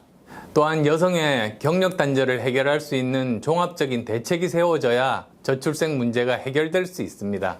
한 가지 예를 들자면 육아휴직수당 제도 있지 않습니까? 개선돼야 됩니다. 지금 육아휴직수당이 3개월간 150만 원 지급되고 4개월째부터 육아휴직 종료일까지 최대 120만 원이 지급되고 있지 않습니까? 그러다 보니까 아빠 임금이 엄마 임금보다 높은 경우에 결국은 엄마가 육아휴직을 쓰게 되는 겁니다. 이것이 남성의 육아휴직이 적은 이유이기도 하고 엄마의 독박 육아를 야기해서 결국은 경력 단절로 이어지는 이유이기도 한 것이죠. 최저 생계비를 기준으로 부족분을 채워서 육아휴직 수당을 높이고 아빠, 엄마 모두 부담 없이 육아휴직을 쓸 수 있는 제도를 만들어야 됩니다. 저는 그게 정치의 역할이라고 생각합니다. 저출산 문제는 여러 해 동안 지금 반복되고 있는 우리 사회의 가장 심각한 문제가 되고 말았습니다. 이것은 곧 고령화하고 연결되는 것이고요. 저출산 고령화 문제를 전담하는 위원회까지 조직돼서 활동하고 있음에도 불구하고 뚜렷한 해법을 아직까지 국민들께 제시하지 못하고 있는 것 같아서 안타까운 마음입니다. 그렇지만 어느 사회인들, 어느 시대인들 이 문제가 쉽게 해결될 수 있겠습니까? 저출산 고령화라고 하는 것이 단순히 사람들이 건강해져서 그렇다, 내지는 자신들의 삶의 행복만을 생각하기 때문에 그렇다라고 치부할 수 있는 문제는 절대 아닌 것 같고요. 저출산의 원인이 되고 있는 여러 사회경제적 제약에 대해서 깊은 고민과 함께 정말 정밀한 대책이 마련돼야 할 거라고 생각합니다. 무엇보다 필요한 것은 출산을 가로막는 장애 요인이 무엇인지, 그거의 근본에는 일단 젠더 이슈를 통해서 이상한 방향으로 폭발하고 있는 남녀 간의 불평등 문제, 이런 식의 접근이 아니라 실제로 여성들이 편안하게 아이를 낳고 양육하고 기르고 또 사회 참여나 사회활동을 하는 데 있어서 불편함이 없는 시스템을 얼마나 우리 사회가 갖춰 나가느냐. 그 다음에 자녀들이 자라고 성장하고 사회의 일꾼으로서 커가는 과정에서 우리 사회가 얼마나 양질의 교육을 제공할 수 있고 차별 없는 복지 시스템을 가동할 수 있는 것인지 이런 것들이 다 맞물려 있다고 생각하고요. 가장 근접해서 최우선적으로 해결해야 할 과제는 일단 아동을 위해서 우리 돌봄 시스템을 어떻게 부모가 쉽게 접근하고 이용할 수 있도록 만들 것인가. 그래서 출산을 하더라도 별다른 불안감이나 걱정이 없이 아이들이 행복하고 건강하게 자랄 수 있는 환경을 국가가 얼마큼 제공해 줄 수 있는가에 있다고 생각합니다. 이 우선적인 과제를 중심으로 해서 확실한 정책 대안이 나올 수 있도록 계속 공부하고 노력하겠습니다. 저출생의 원인은 다양하고 복잡합니다. 그 중에서도 정치권이 주목해야 하는 것은 아이를 낳지 않도록 강요하는 현실은 없는지 살피는 것입니다. 아이를 낳고 양육할 수 없게 만드는 경제적인 불안정이나 돌봄을 여성에게 강요하면서 독박육아, 고용단절, 성별임금 격차를 일으키는 불평등으로 인한 저출생의 원인은 출생률을 높이기 위해서뿐만이 아니라 평등과 존엄을 위해서라도 반드시 해결해야 할 문제입니다. 더 많은 아이들의 웃음소리가 들리는 사회를 만들기 위해서는 근본적인 경제적 불평등 해소와 더불어서 성평등한 돌봄 시스템이 만들어져야 합니다. 출산과 육아로 인해 여성의 고용이 단절되지 않고 양육자 모두 돌볼 수 있는 사회를 만들기 위해서 배우자 유급 출산 휴가와 육아 휴직기 급여 수준의 인상이 필요합니다. 첫째 아이부터 맘 놓고 출산하고 기를 수 있도록 둘째 아이부터 적용되던 육아휴직 인센티브를 첫째 아이부터 시작할 수 있도록 하겠습니다. 그리고 임신과 출산에서도 경제적 부담이 없도록 임신, 출산 시 필수 진료 항목에 대한 건강보험 적용이 더 확대되도록 만들겠습니다. 그리고 돌봄 노동자의 노동 환경도 높여야 양질의 돌봄이 보장됩니다. 어린이집, 유치원, 초등학교 등의 보육교사 1인 평균 돌봄 노동 시간이 차별을 낳지 않도록 교육시간의 표준화를 제도화하겠습니다. 소득 보장이 약하고 소득 불안이 높을수록 장시간 노동에 내몰리게 되고 돌봄에 대한 부담은 자연스레 가족 내 여성에게 돌아가고 있습니다. 기본소득 도입과 함께 소득 하락 없는 노동시간 단축을 통해서 모두 돌봄으로 나아가는 사회를 만들도록 하겠습니다.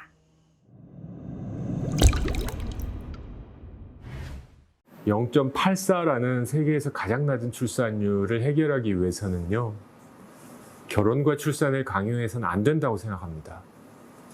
저는 청년분들이 혼자 사는 삶이 좋다고 느끼시거든요. 저는 역발상을 해봅니다. 대한민국이 혼자 살아도 불편하지 않고 부끄럽지 않고 위험하지 않은 세상을 만들고 싶습니다. 그래서 청년 한 분 한 분이 혼자 살아도 괜찮다라는 확신이 들고 안정감을 가질 때 사랑하는 사람들을 만나서 결혼하고 출산하는 것도 나쁘지 않겠다라는 생각을 하실 수 있다 생각합니다. 혼자 사는 게 불편하고 어려워서 할 수 없어서 결혼을 하고 할 수 없어서 애를 낳는 세상은 시대전환적 세상이 아닙니다. 그래서 저는 출산 정책을 좀 혁신적으로 바꿔서 결혼, 출산 이런 게 중요한 게 아니라 청년 한 분 한 분의 삶이 안정되고 위험하지 않은 세상을 만들 때 출산율은 자연적으로 올라간다고 생각합니다. 돈 얼마 줄게 애 낳아라 이런 정책처럼 야만적이고 구시대적인 정책은 멈춰야 된다고 생각합니다. 한국의 제일 문제가 뭐냐면 통계청의 인구정책에 대한 거, 정부에서 갑자기 이렇게 저출산이라고 난리 난 거, 그 다음에는 고령화 때문에 난리 난 거, 이건 5년 전부터 프로그램을 짜갖고 오늘의 대책이 나와야 돼요. 그러면 그 대책이 어떻게 되느냐? 나는 그렇게 생각해요.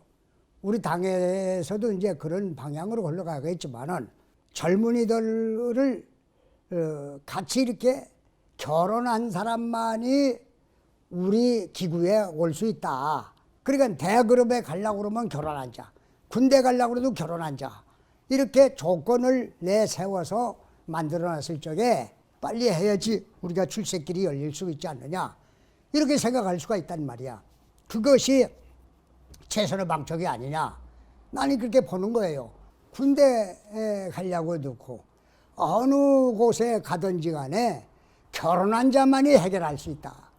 이걸 내세워서 법제화시켜야 된다. 그렇지 않고는 우리가 절대로 이 저출산 문제를 해결할 수가 없습니다. 두 번째는 뭐냐? 이 사람들에게 살 수 있는 보장책을 내줘야 돼. 1억을 준다든가 5천만 원을 준다든가 이렇게 집도 거주지를 마련해주고 그 정부가 나서갖고 해야 돼요. 그런 게 없이 아무것도 없는 놈이 나가서 일하려고 결혼해갖고 산다? 천만의 말씀이에요.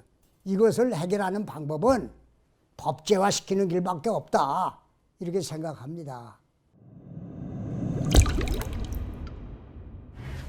국민 여러분, 요즘 대한민국이 없어질 수 있다는 생각 많이 하시죠? OECD 국가 중에 출산율 최하위 국가입니다. 이대로 간다면 미래가 없습니다. 우리 동시대 국민들이 이루어 놓은 모든 사회 기반 시설, 모든 자산, 모든 개인들의 재산, 우리 대한민국의 아이들이 없다면 무슨 필요가 있을까요? 인구 감소의 쓰나미가 몰려오고 있어요. 청와대, 정부, 국회, 모든 국민들이 발을 동동 구르고 있습니다. 한순간에 해결될 문제가 아니거든요. 첫 번째 자녀는 1,000만 원, 그리고 둘째 자녀는 5천만 원, 셋째 자녀 이상은 1억 원의 출산지원금을 주는 것을 적극적으로 검토하겠습니다. 다자녀 가정에는 주거 문제, 그리고 교육 문제, 그리고 일자리에 대해서 정부가 인센티브를 확실하게 줘서 아이를 낳는 것이 대한민국에서 살아가는데 많은 도움이 된다는 것을 느끼게끔 만들겠습니다. 우리 대한민국에서 다자녀일수록 혜택을 많이 받는다는 인식이 모든 국민이 공통되게 있을 때 출산율은 점점 더 올라갈 것입니다. 요람에서 무덤까지라는 말을 많이 들어보셨죠? 우리 통일한국당은 엄마 뱃속부터 무덤까지 대한민국 아이들의 복지를 책임지겠습니다.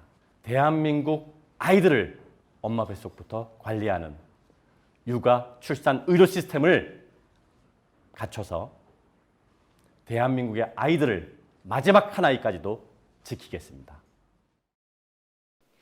네, 저출산 문제에 대한 고민 사실 제가 느끼기에는 그동안 한 근 10년 동안, 20년 동안 우리나라에서 계속 나왔던 정책 중에 제일 실패작이 저출산 극복 방안이 아닌가 싶어요. 그 정도로 들어간 비용에 비해서 대책이나 어떤 완화가 된 게 전혀 없는 것 같은데 그 뭐 각 정당마다 거기에 대한 인식은 같이 하고 있는 것 같네요, 교수님. 네. 뭐 위기 의식은 지금 뭐 우리가 본 것처럼 다 똑같습니다. 근데 이제 해결 방안에 대해서도 사실은 이것만큼 해결 방안에 있어서 차이가 없는 이슈도 드물어요. 모든 정당들이 다 여성 그다음에 육아 모든 문제 이런 문제 주거 이런 모든 것 교육 이것이 다 저출산 문제다 이 종합적인 그런 종합 선물 세트다. 그러니까 이 모든 것에 지원을 강화하자 이런 거예요. 자 그런데 한번 반성 한번 해볼까요?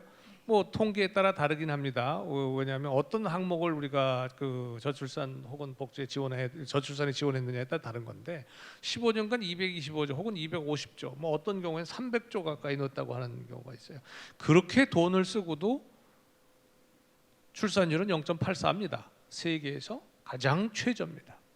그러면 지금 이와 같은 지원 일변도의 여러 가지 저출산 대책은 이미 용도 폐기가 된 거 아니냐?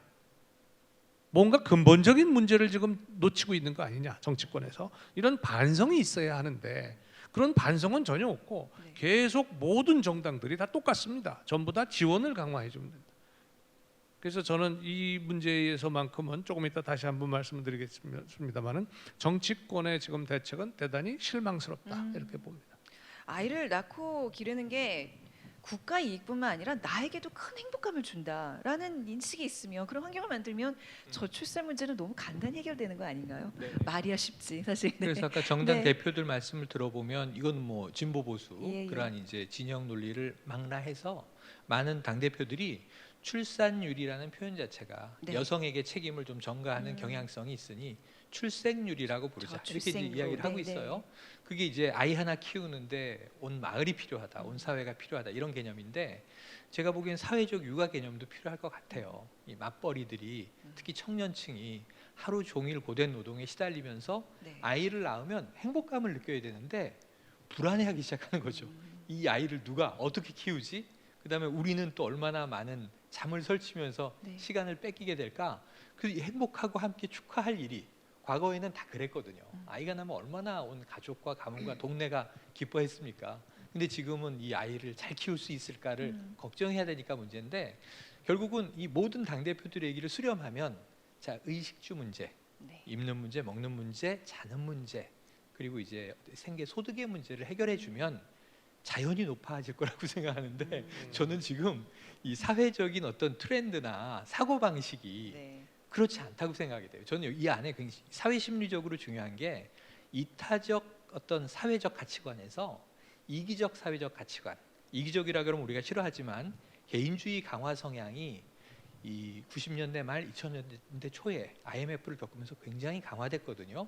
그래서 이런 보이지 않는 우리 사회의 고정관념이나 가치관 문제도 함께 다루어지지 않으면 네. 또 이게 이 성 갈등의 문제가 해소되지 않으면 여성이 남성 싫어하고 또 남성이 여성 싫어하는데 네. 그러면은 뭐 의식주 주면은 내가 4시간 누리면서 살고 싶어 하지 연애하고 결혼하는 게 저절로 되는 게 아니잖아요. 그래서 이러한 좀 복합적인 종합 대책을 수립하는 정치인이 나와야 되지 않나 싶습니다. 예, 그래서 뭐좀 대안을 우리가 좀 얘기를 하고 있잖아요. 좋은 말씀이고 또 우리 최은정 앵커가 방금 말씀하신 것처럼 아이를 낳고 사는 게 훨씬 더 행복하고 나한테 이익이 된다라고 하면은 누구나 다 나을 거 아니겠나. 그런데 지금 우리가 지금까지 해온 여러 가지 정책이라든가 혹은 지금 정당 대표들이 주장하고 있는 대안들은 그만큼 나한테 이익이 되고 나한테 행복을 주지 못하고 있다는 게 명백한 거예요. 그렇죠? 그래서 제가 한번 제안을 한번 드려볼까요? 여러분들 어떻게 생각할지 우리 한번 생각을 해봅시다. 요즘에 뭐 지역 할당제를 포함해서 공무원을 뽑는데 말이에요. 온갖 쿼터제 다 동원합니다. 양성 평등을 위해서 30% 할당제도 했었고요. 만약에 아이를 낳은 사람들한테 공무원 시험에 가점 주면 어떻게 될까요? 아이를 낳으면 뭐 남녀의 문제가 아니라 남녀의 문제가 아니면 한 가정을 네, 해가지고 네. 자식을 가진 사람들, 특히 자식의 수가 많으면 많을수록 가점을 주는데 만약에 그 가점이 공무원이 틀림없이 될 수 있다고 생각한다면 어떻게 될까요? 그러면 직업 문제 해결하지요, 주택 문제 해결하지요, 다 해결할 거 아니에요? 또 육아 아까 잠깐 사회적 책임이라고 그랬잖아요. 이제 육아는 국가적 책임입니다. 그러니까 혼자 사는 사람들이 지금 왜 혼자 살겠어요? 내가 혼자 사는 게 편하고 행복하다고 느끼는 거 아니겠어요? 그러니까 반대로 아이를 낳고 같이 가족을 이뤄서 사는 사람들이 훨씬 더 편하고 행복하고 건강하고 이렇게 살 수 있다는 인식이 보편화되면 그러면 해결될 거 아니겠습니까? 그러니까 오히려 그런 분들한테 아이들 낳고 그러면 다 뭐 선물 조금 주고 말이야 몇백만 원 주고 무슨 애를 낳는 게 무슨 뭐 낳아가지고 무슨 팔아먹는 거냐 이런 얘기가 자주 섞인 얘기가 나올 정도로 그렇게 정책을 해놓고서 그리고 225조 250조를 써놓고서 지금 똑같은 정책을 계속 반복하겠다는 얘기 아니에요. 무책임하게. 그러니까 그러지 말고 정말로 아이 낳으면 요람에서부터 얘네들이 저 사회 나갈 때까지 대학 졸업하고 할 때까지 교육까지 모든 거를 국가가 책임진다. 그러면 거기에 많은 비용이 들잖아요. 네. 그 비용 드는 거를 독신으로 사는 사람들이 더 내는 거죠. 세제를. 왜? 그분들이 독신으로 살아서 나중에 늙어서 나이 들어서 사회복지 지원을 받게 되면 네. 누가 내는 세금을 가지고 지원받습니까? 지금 아이들이 내는 세금 가지고 지원받을 거 아니에요? 네. 그러니까 공평한 거죠, 세대 간에도. 그래서 이런 식으로 우리가 조금 더 거시적으로 보고요. 그리고 훨씬 더 이 문제를 우리 공동체 전체가 참여해서 해결하는 방식으로 나가야지 그냥 돈 몇 푼 준다 뭐 한다 이런 방식은 곤란하다 이렇게 생각이 들어요. 저출생 문제는 공동체 저기 문제다. 박수 치는 분 계시네요. 아니, 그러니까 굉장히 그 어떤 주제보다 그 리액션들이 굉장히 좋으세요. 그러네요. 굉장히 심각한 표정으로 아니면 또는 굉장히 그 네. 공감 어린 표정으로 보시는 분들 많은데 경제, 사회, 문화의 종합적인 현상임 분명합니다. 저출생 문제가. 우리 온라인 유권자분들 중에서 혹시 뭐 좋은 의견이나 질문 있으시면 좀 받아볼게요. 이렇게 하실 말씀이 많으실 것 같아요. 네. 자, 먼저 김태희님, 네, 질문 주시겠어요? 안녕하세요. 네, 먼저 자기 소개 좀 부탁드리겠습니다. 네. 네, 안녕하세요. 대한민국 청소년의회 대학생 기자단 대표로 참여하게 된 21세 청년 김태희입니다. 네. 네, 질문을 먼저 드리자면 앞서 말씀해주신 것처럼 대한민국은 현재 저출생 문제가 심각합니다. 저출생의 다양한 원인 중 하나로 딩크족이 있는데 이와 같이 아이 생각이 없는 2030 세대들의 생각이 바뀔 만한 사회적 제도가 무엇이 있을지 궁금합니다. 또한 2030 세대들에게 어느 정도의 교육 환경을 제공하면 기꺼이 아이를 키워도 되겠다는 인식의 변화가 생길 수 있는지, 그리고 그 방법으로는 무엇이 있을지 양측 패널분들께 여쭤보고 싶습니다. 저출생 문제가 이제 의식주 생계 문제 플러스 사실 교육 문제가 굉장히 그 중요한 요소인 것 같습니다. 거기에 대한 답변 좀 해주시겠어요? 저는 사실 아까 좀 했다고 생각이 드는데요. 우리가 이제 그 저출산율 때문에 이렇게 좀 직업 집단별로 이렇게 출산율을 조사를 해보잖아요. 그러면 공무원이나 공공기관 종사자가 제일 자식이 많아요. 결혼도 제일 많이 했고요. 그 얘기는 뭡니까? 경제적으로 안정화돼 있다는 거 아니에요? 그래서 아까 제가 공무원만 말씀드렸죠. 공무원이나 공공기관 또 특히 학교 선생님들 있죠. 그 선생님들이 교육공무원 이런 분들이 자식이 많아요. 그 얘기는 그분들이 경제적으로 안정화돼 있기 때문에 그런 겁니다. 그러니까 지금은 뭐냐면 그렇게 된 분들이 자식을 낳는 거잖아요.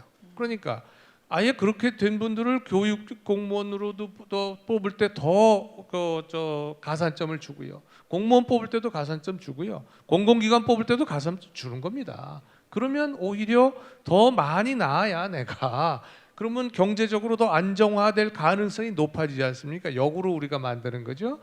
그렇게 우리가 발상의 전환을 해야 되고요. 그리고 교육은 앞으로 이거는 이제 국가가 다 책임을 져야 됩니다. 이제는 말하자면 대학 등록금 이런 거를 전부 다 사실상 정부가 전부 예산 지원을 하는 방식으로 들어가기만 하면 입학만 하면 다 주는 걸로 해야 되는 거죠. 그래서 부모들이 내 자식을 낳아서 내가 어떻게 돈을 벌어서 얘를 교육시킬 것인가를 걱정하지 않도록 해야 됩니다. 그게 이제 첫째고, 두 번째, 내가 여러분들한테도 참 부탁드릴 말씀이 있어요. 저희 부모님이 4남매를 낳았습니다. 자식이 4이었죠. 그럼 요즘 사람들은 계산을 착 할 겁니다. 1인당 얘가 대학까지 나올 때 얼마가 들어간다 계산할 겁니다. 그런데 그때도요. 그때 우리 부모님 세대 때도 요즘 말하는 딩크족이라고 있었어요. 자식을 하나나 둘만 낳은 사람이 있었어요. 왜? 적게 들어갈 테니까. 나는 더 엔조이하고 더 살겠다. 그런데 말입니다. 실제로 그러면 그분들이 지금 우리 부모님들보다 훨씬 더 잘 살고 더 행복할까요? 천만의 말씀입니다. 그렇습니까? 네. 아니 산술적으로 말하면 하나만 낳은 사람은 4배는 더 잘 살아야 될 거 아니에요. 우린 넷이 컸으니까. 그런데 오히려 반대입니다. 훨씬 더 어렵고 훨씬 더 외롭게 살고요. 경제적으로도 어렵습니다. 그럼 그래요. 또 사회성도 마찬가지예요. 자식들이 4이나 되니까 서로 맨날 어려서 싸우고 이러고 크다 보니까 사회성이 저절로 커졌어요. 요즘 애들은 학교 안 가니까 사회성을 전혀 키울 수가 없다 그러잖아요. 왜 그럽니까? 좀 하나밖에 없으니까. 그래서 저는 여러분들한테도 부탁드리고 싶은 거, 특히 젊은 세대 자식 많이 갖는 게 자식을 위해서 국가를 위해서나 사회를 위해서 많이 가지라는 게 아닙니다. 여러분들의 경제적 풍요로움도 자식이 많은 집이 훨씬 더 풍요롭더라. 이렇게 생각이 들어요. 예. 다둥이 가정에 어떻게 보면 가장 바람직한 결과를 보여주신 경우인데 사실 거기까지 도달하기까지 너무 힘드니까 생각하기가 좀 힘들거든요. 아니, 저는 홍 교수님 말씀에 굉장히 공감하는 입장이고 다르지 않은 세대인데 그래도 이제 저희 아이들하고 얘기를 해보면 다둥이를 원하는 가정은 다둥이를 선택해서 그렇게 살고 또 이제 띵크족이 내 라이프 스타일에 맞다 그렇게 살겠다 그러면 그걸 또 사회적으로 비난할 수 없어요. 그럼요. 자기 선택이니까. 그러니까 다양한 선택지를 살되 저는 각각 다 행복했으면 좋겠고 그런데 또 이 다산을 하는 집안이 꽤 나와야죠. 지금보다는. 그게 우리 숙제인 거죠. 근데 우리 아까 김태희님 주신 질문에는 그 교육 문제가 자꾸 제 마음을 짓누르는데 교육 주제가 따로 있어요. 거기서 좀 더 추가 설명을 드리기로 하고 다만 이제 이 저출산과 교육이 연결돼 있다는 것을 착안하시기 굉장히 중요한 건데 저는 이 교육이라는 말씀을 뭘로 이해하냐면 우리 사회의 청소년, 청년층에게 가해지는 경쟁의 이 부담을 좀 완화해야 할 필요가 있다. 왜냐하면 경쟁이 부딪혀 보면 우리가 할 만한 경쟁도 있고 이거 감당하기 어려운 오징어 게임 같은 경쟁도 있어요. 그 사이에 어딘가 있는데 근데 경쟁은 치러야 돼요 우리가. 근데 경쟁에 대한 과도한 공포가 우리가 다른 것들을 자꾸 포기하게 만들어요. 그래서 경쟁의 심리적 부담을 우리 사회가 어떻게 완화할 수 있는가? 이건 중요한 숙제로 봅니다.